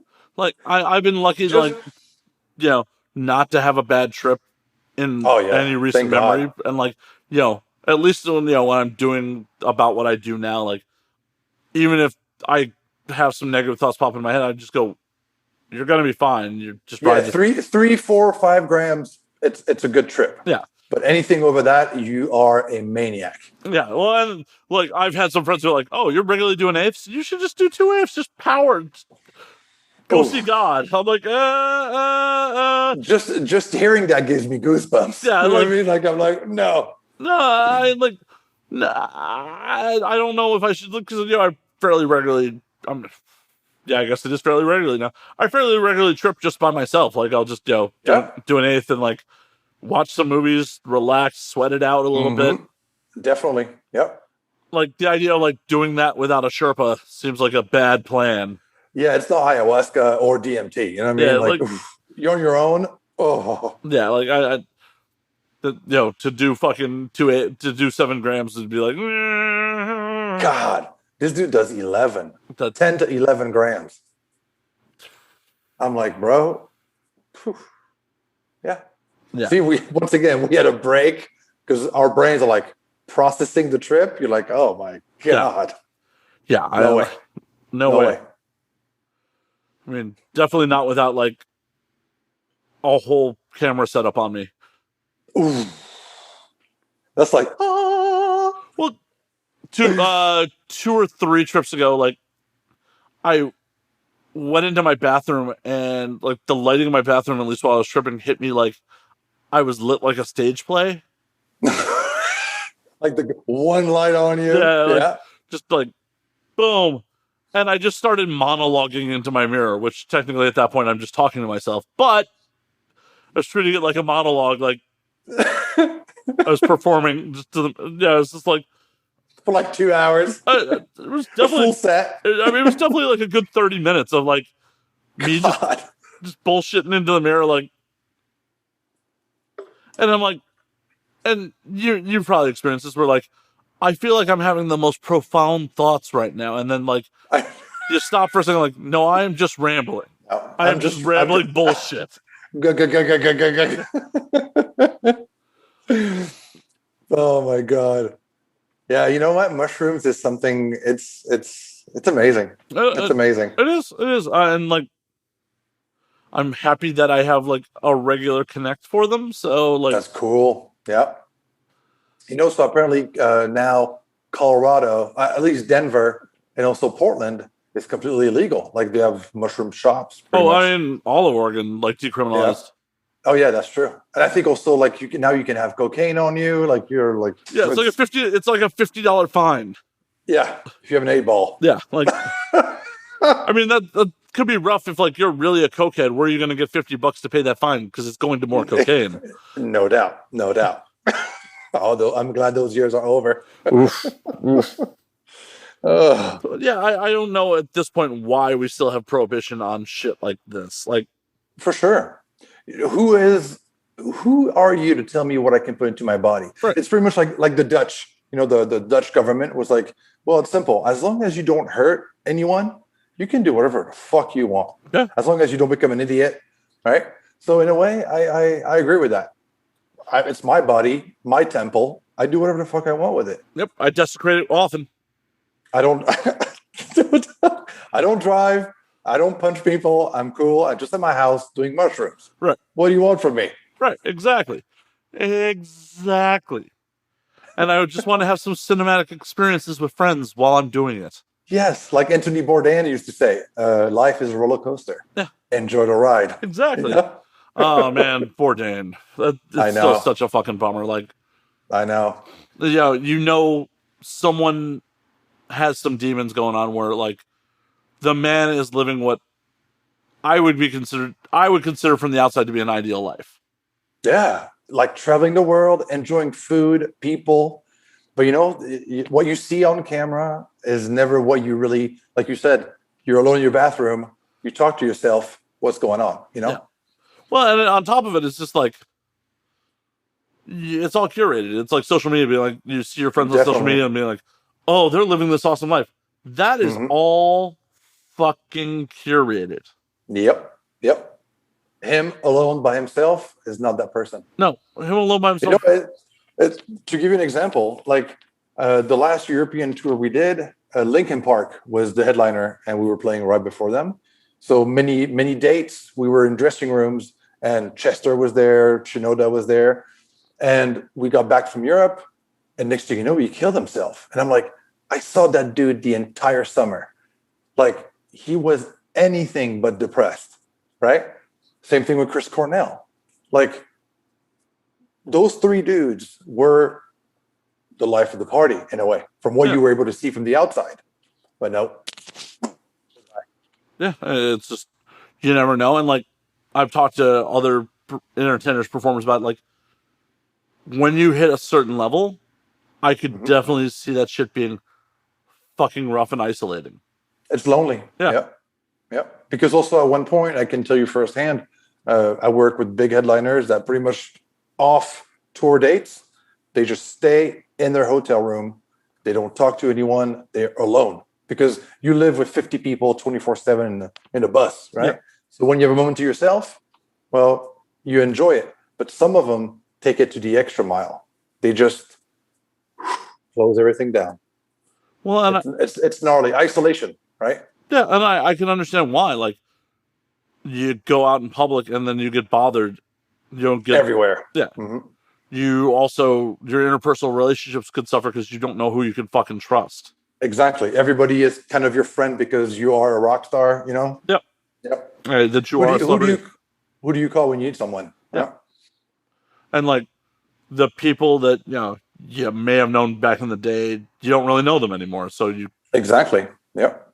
And the people that are in your staff, in your crew, they get a paycheck. So they're not going to be very transparent, because if they're transparent, hey, you need to stop doing this because you're going to die, you might lose your job. Right. So there's a whole bunch of factors, but some of them are very, very lonely.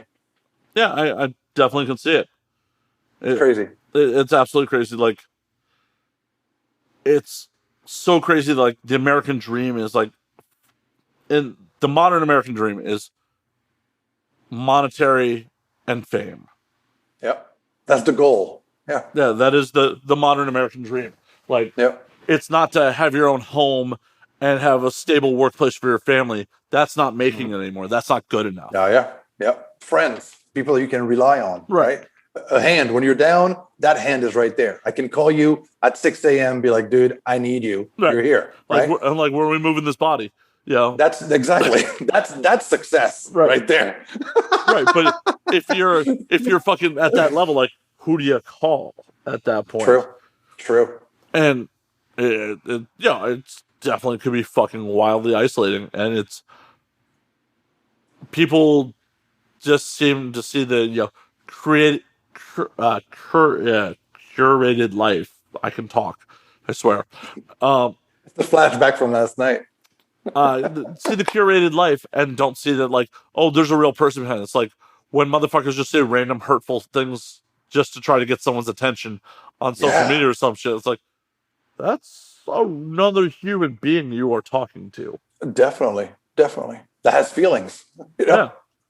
And plus, on top of that, when you add substance abuse and all that, you're like, oh my God. Well, in a lot of those cases, I feel like the substance abuse is trying to fill the holes that, like, it's coping. Yeah. It's a coping mechanism for what, especially music has, the holes music has provided and created. Definitely. It's just like, it's a big monster. It is. It 100% is. I mean, it's why, you see so many fucking very talented musicians, like, burn out. Oh my God. The dude from Stone Temple Pilots. Yeah, Scott Weiland. Died.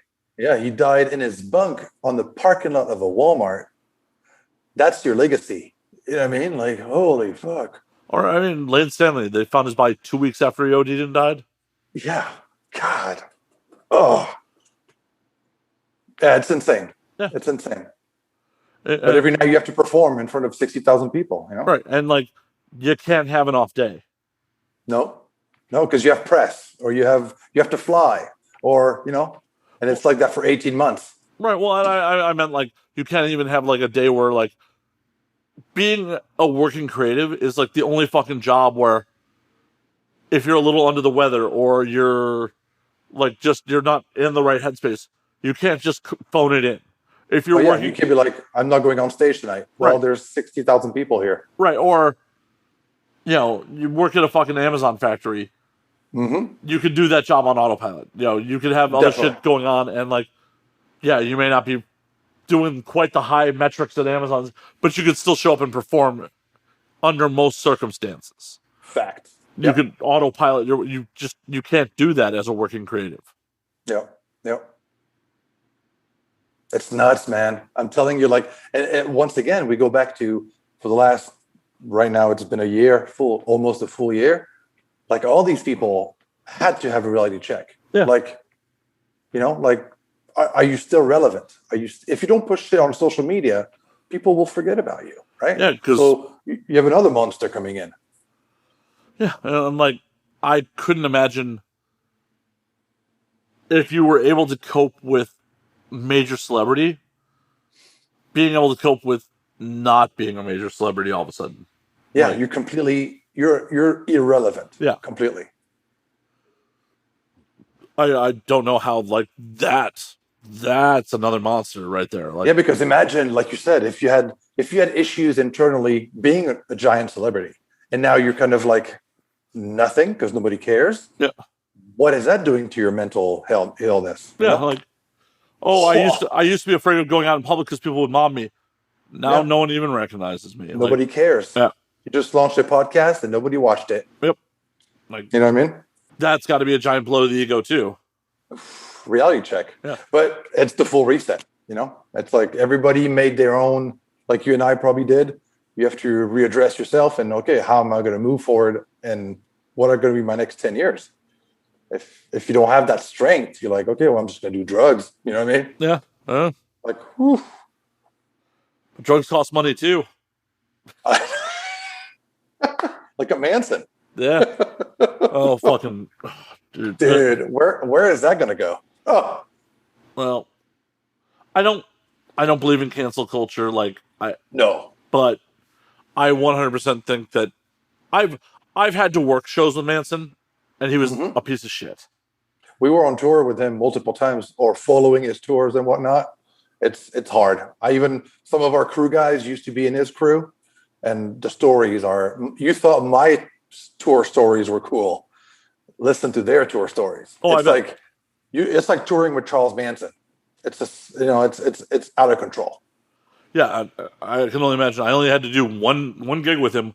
I was the head of security at the Ace Theater when Manson played there in 2015. Yeah, and that was also that's when he went deep into the.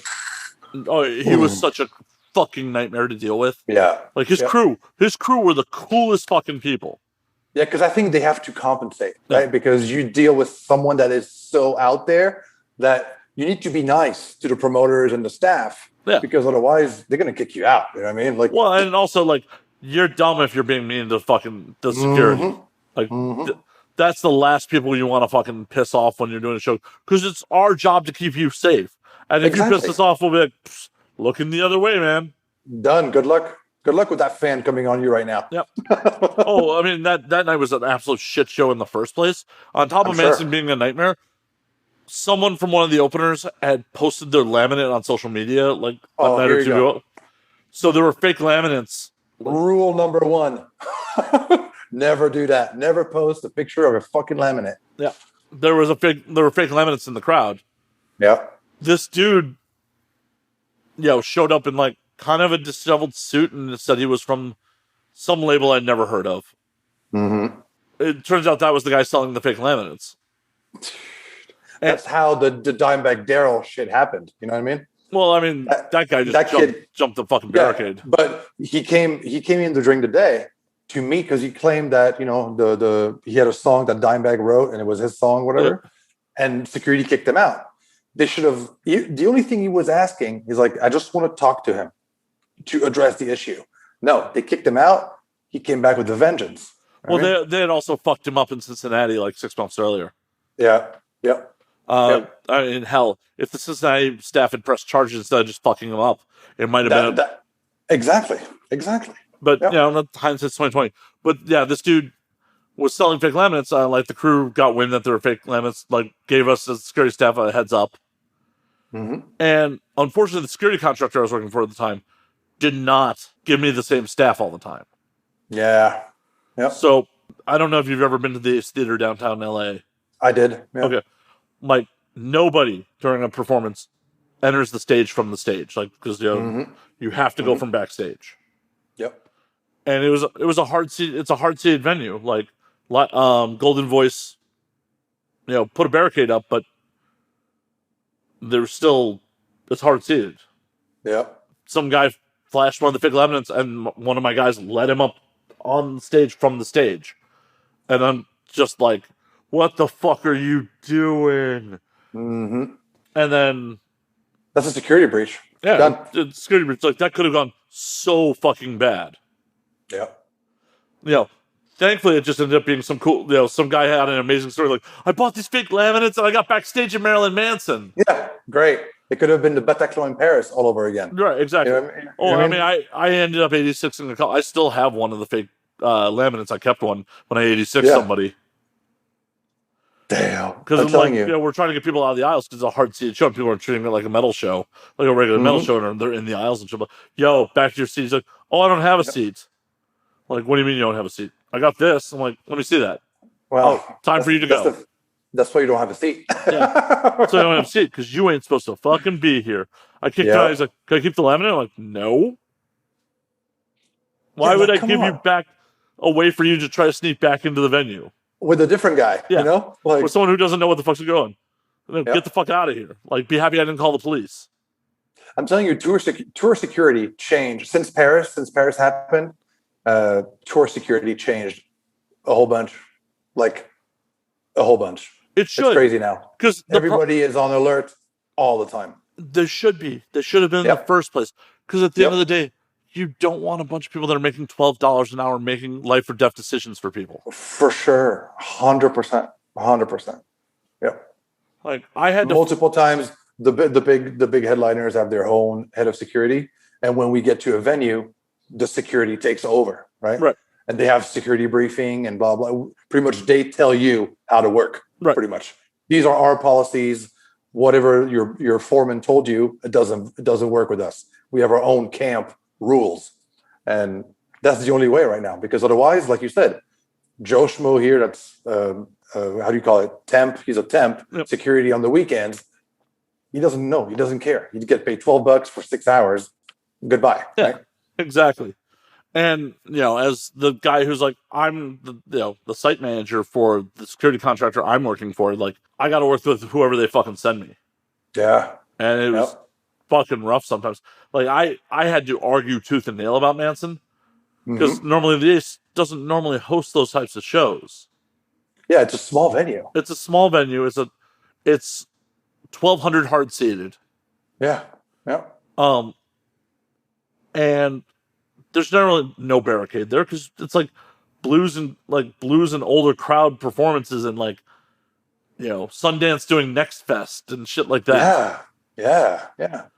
So like when I found out Golden Voice had Manson playing there, I'm like, And that also shows something. Like, remember when we were kids, that dude was packing arenas and stadiums worldwide on his own. Yeah. Now, if he sells out House of Blues, it's an achievement. That's like, at what point do you tell yourself, maybe it's time to just live on my legacy and quit, right? Yeah. Because it's also for the ego, right? You used to pack Wembley Arena on your own, and now you play a 1,200 seated Slayer theater. Used to open for you. Slayer had to open for Manson when they were on tour together. Exactly. So that also for the ego has to be hard to swallow. Yeah, well, and like I didn't know if it was on the decline or if he, like, for whatever reason wanted to do an intimate show. Oh, yeah, probably, yeah. But it was still like, why? Why is this not at the Fonda? Why is this not at like another smaller LA venue that's not hard seated? Yeah. But I because normally when you do, at the time when as part of the security detail, there was it was a suit and tie security detail, like. Yeah, because it's a theater. It's like you said, it's award shows, film festivals, etc., etc. Right. It's like let's go rage. Right. Like I had to convince the management, can you let us show up in fucking polos and fucking normal venue security. It's not Lady Gaga acoustic. Right. It's Manson. Right. I'm and we need a fucking barricade. We need a fucking barricade. Yeah. And they're okay, but Golden Voice still cut my fucking number of staff that I requested, and we had a bunch of people that because it's a hard seated show, very fucking angry that they paid hundreds of dollars for front row tickets, and we had people in the aisles rushing the barricade because we just didn't have enough staff to handle it. Yeah. And you put booze into people an hour in, you're done. You know what I mean? It's over. I mean that venue. I mean, I really enjoyed working there, but. That venue was a security nightmare for any rowdy show because they also had some Mountain Dew skate festival every year, and one of my guys got nailed in the face with a fucking beer can that was actually meant for me, but you're dodge it. I did. I barely saw it on the peripheral vision, whoop, and one of my guys caught it in the face. But it was just I had to talk to the catering. At the bars, I'm we can't serve beers in full cans anymore. Yeah, just give them plastic glasses. Yeah, you got to pour it in a plastic cup. I know it. Yeah, but it's not eco-friendly. Yeah, so there's a beer in the face. Yeah, I have a guy who's getting stitches because And like Exactly. especially for that show, a tall boy. Yeah. Well, because we threw out the founder of Thrasher. Oh yeah, I see. Because we were doing a screening of some skate movie, and he's just like throwing popcorn at people and being a drunk dick. Like during the screening, we're like, "Sir, you gotta chill." And he's still doing it. Like, okay, you gotta go. And like some other dude's like walking with us, and it's just like, "Come on, guys, don't you know who this is?" I'm like, "I don't care." Yeah, I give him a warning. You didn't respect it. You're out. Right, done. Like he's negatively impacting like the show for other people, and that show is crazy. Like we pulled fucking a steak knife off someone as they're coming in, like just all sorts. You know, it's a bunch of skater kids. Dude, Steak knives, wrenches, like. Holy shit! That reminds me of a story. We were in Moscow, and it was the first leg of a European tour. And the first day, it's a Moscow show, and then we trained to St. Petersburg. At the end of the show, the security at the venue had a box of whatever they picked. Because in Moscow, you enter the venue, you have the fucking metal detectors and all that. And every guy that passes, so they have boxes at the bar that what they collected that night. Dude, there was a machete. There's a dude that came to a show that he probably paid a ticket for with a machete. I'm like, what do you do in Moscow in the winter with a machete already? It's not the jungle, right? But I was like, there's a guy that came to a show with a machete. Just in case there was a fight. You know what I mean? Or whatever. Yeah, it's so bad. And that's why I like it. Yeah, like you said, show security has to be anal as fuck. They do. Sorry, my French. Oh, whatever. Like, I give a fuck. Well, and the problem is, like, venue security has to be anal as fuck, but also needs to be flexible. Exactly. Because you can't, I was working David Lynch Foundation event at the Ace. Tim Robbins brought 3 girls backstage when he didn't have, escort privileges. Am I really going to tell Tim Robbins, no, you can't bring 3 girls backstage? Exactly.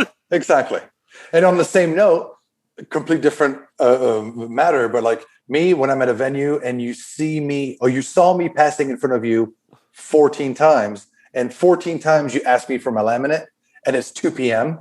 I'm like, bro, can you just remember this? Or, this facial recognition, right? I work. I don't have time to get stopped or whatnot, right? My radio is bleeping. I need to go there. I have no time for you to stop me. But I'll argue with you on that. Just on this one point, that security being responsible that you still have your laminate, making sure that you actually still have it.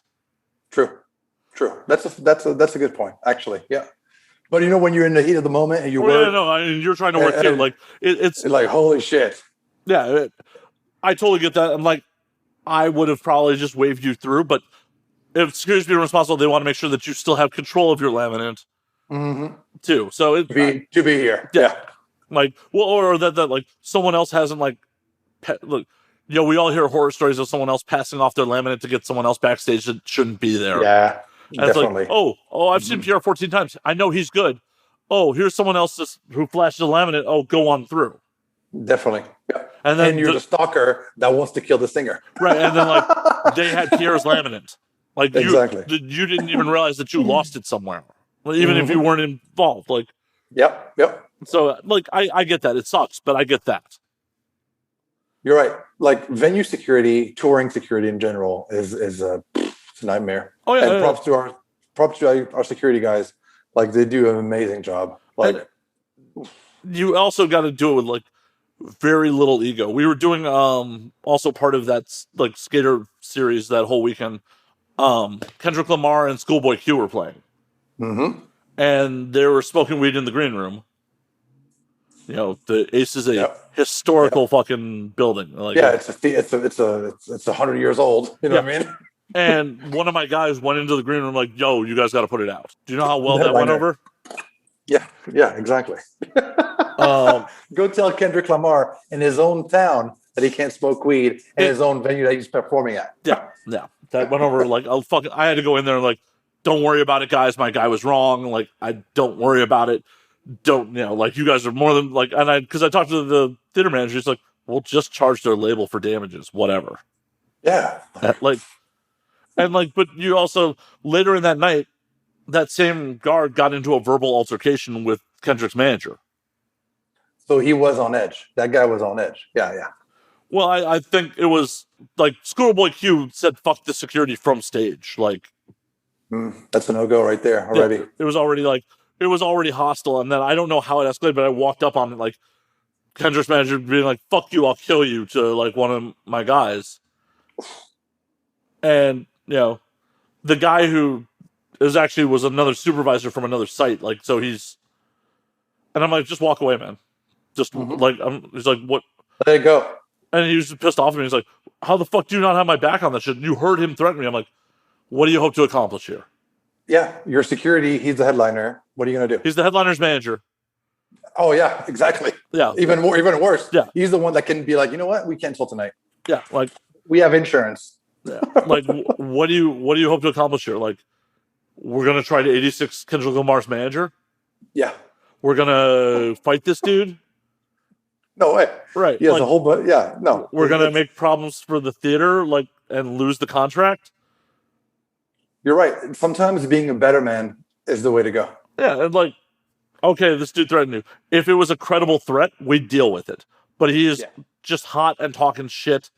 That's why I'm just telling you to walk away. Mm-hmm. Because the best case scenario, if that continues, you lose your job.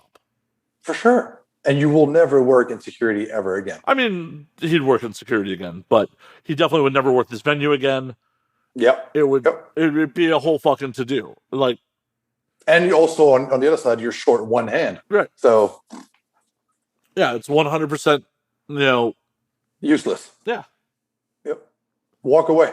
And that's the problem with a lot of security is they're just like, oh, I got a uniform, you have to respect me. And, like, they don't know how to comprehend, like, when someone, they don't know what to do when someone isn't just immediately respectful because they're in uniform. It's like the mall cop syndrome. Yeah, like, you have to gauge the situation and, like, critically think about what you're doing here. Like, yeah, it fucking sucks that, like, this dude just threatened you and, like, is being a piece of shit. I wasn't particularly happy that, like, the opening act said fuck security from the stage, which has made our job so much fucking worse. Exactly. The whole night, it's tension. You know what I mean? The whole night's tension, and also, like, the fans were ignoring us. Like, just it's a pushing. Well, it's a hard seated venue. You have people sitting on the backs of chairs in, like, this classic theater, fucking just blazing blunts.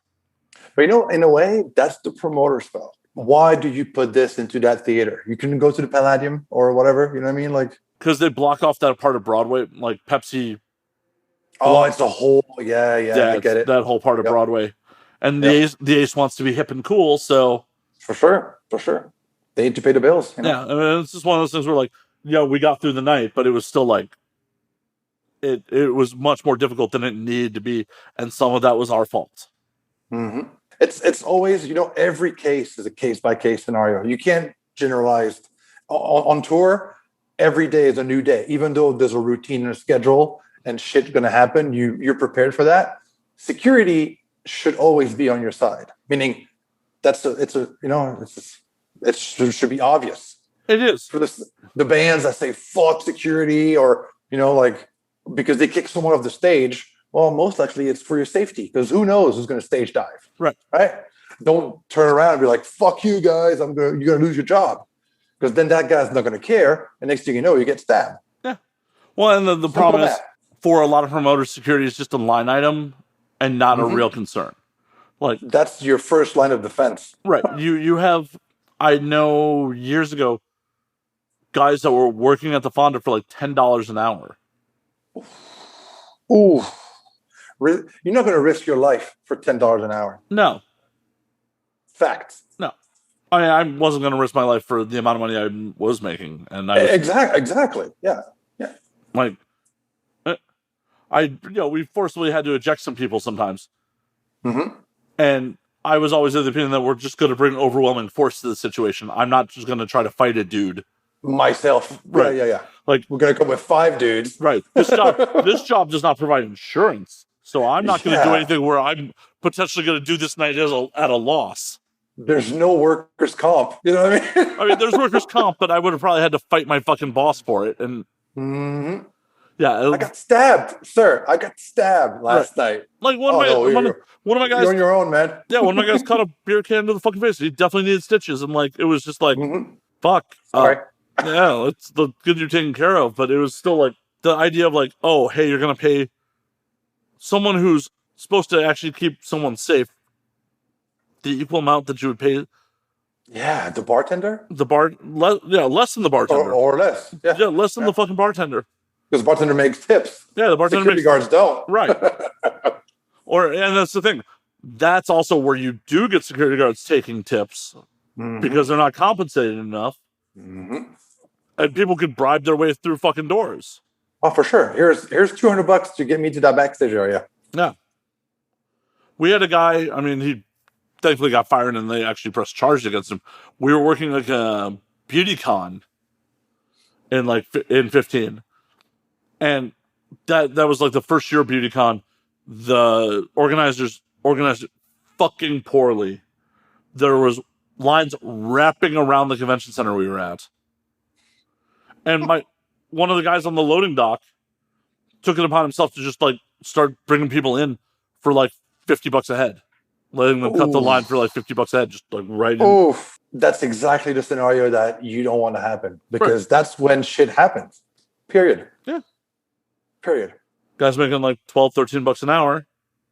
And just yeah, he made $2,000, but that was his last gig.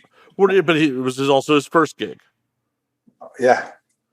Yep. Because they just, they need more people for that gig than like the company regularly had on staff. So they just brought on a bunch of people like, oh, you got a guard card? Cool. And a pulse? Here you go. Yeah. Yeah. Like I was on a movie set a couple of years back that was shooting in Vegas. And at night, because they had base camp that was staying, open at night, they had this agency that was employing retirees for security. And one day I get to set early. It was like 3 a.m. for a call time at 4, whatever. The security dude was sleeping in his car. And I'm like, guys, next to you, there's $200,000 worth of camera gear right there. Like literally, and you're sleeping in your car. Yeah. Like at one point, when you want to save cost, you can perform the duty of the job properly. Yeah. Simple math. You don't hire a 72-year-old man to do night watch on a movie set. Right. Like common sense. Okay, you're saving money, but whatever. It's like security's in your insurance policy. Like, yeah, excuse me? Like, and I walked in, anybody could have walked past them, get to the trailer. Oh, fucking camera truck. Amazing. Red camera, Alexis everywhere, lens that yay high. Like, you're like, dude, you were sleeping for 2 hours. This lens is probably worth more than that dude's car. Yeah. Yeah, no doubt. But you know what? All this is gone now. So for now, I mean, eventually, I know. Eventually, it's going to be back, but it's still like it's going to be weird. It's going to be weird, and unfortunately, like I don't think the trend in security is going to change. I think it's going to be continue to. I think the thing that's going to change a lot is the people are going to be so excited to be able to go out and see a show that they're going to go AWire. Oh, yeah. They're going to lose themselves. Everybody's going to fuck everywhere. Like, it's going to be gnarly. Yep. It's going to be... The first mosh pit coming back to the business, it's going to be fucking the wall of death. Yeah, it's going to be fucking brutal. Oh, my God, it's going to be fucking brutal. At the bar. I'm not getting in that pit. Not doing it too long. Oh, no. Oh, by then, we'll probably retire. You'll be a famous YouTuber, and I'll be just running OnlyFans. One could wish, but I don't think that's happening either. You never know, but I don't think that's going to be the case. I just want to be able to see you and have a shot with you one day. Soon, definitely. But on that note, Pierre, we're actually going to call last call on this motherfucker, so we can get out of here. Matt, it's always a pleasure. Always a pleasure. I've known you for over a decade. I know. Let's do 10 more to come. Fuck yeah. Where can they find you on things like the socials? At SBV Media on Instagram and at Lady Killer TV on Twitter and Instagram, and pretty soon in a TV near you. Fuck yeah. Pierre, it's been a fucking pleasure. And Same as always, here, Matt. You rule. Thank you. Thank you. As always, you can find me at Matt_Slayer on Twitter, Matt Slayer on Instagram, Matt F. and Slayer on Facebook, twitch.tv/Matt F. and Slayer. You can find the podcast at And Now We Drink and at Now We Drink _ on Instagram. And until next week, drink up, motherfuckers. A fucking man.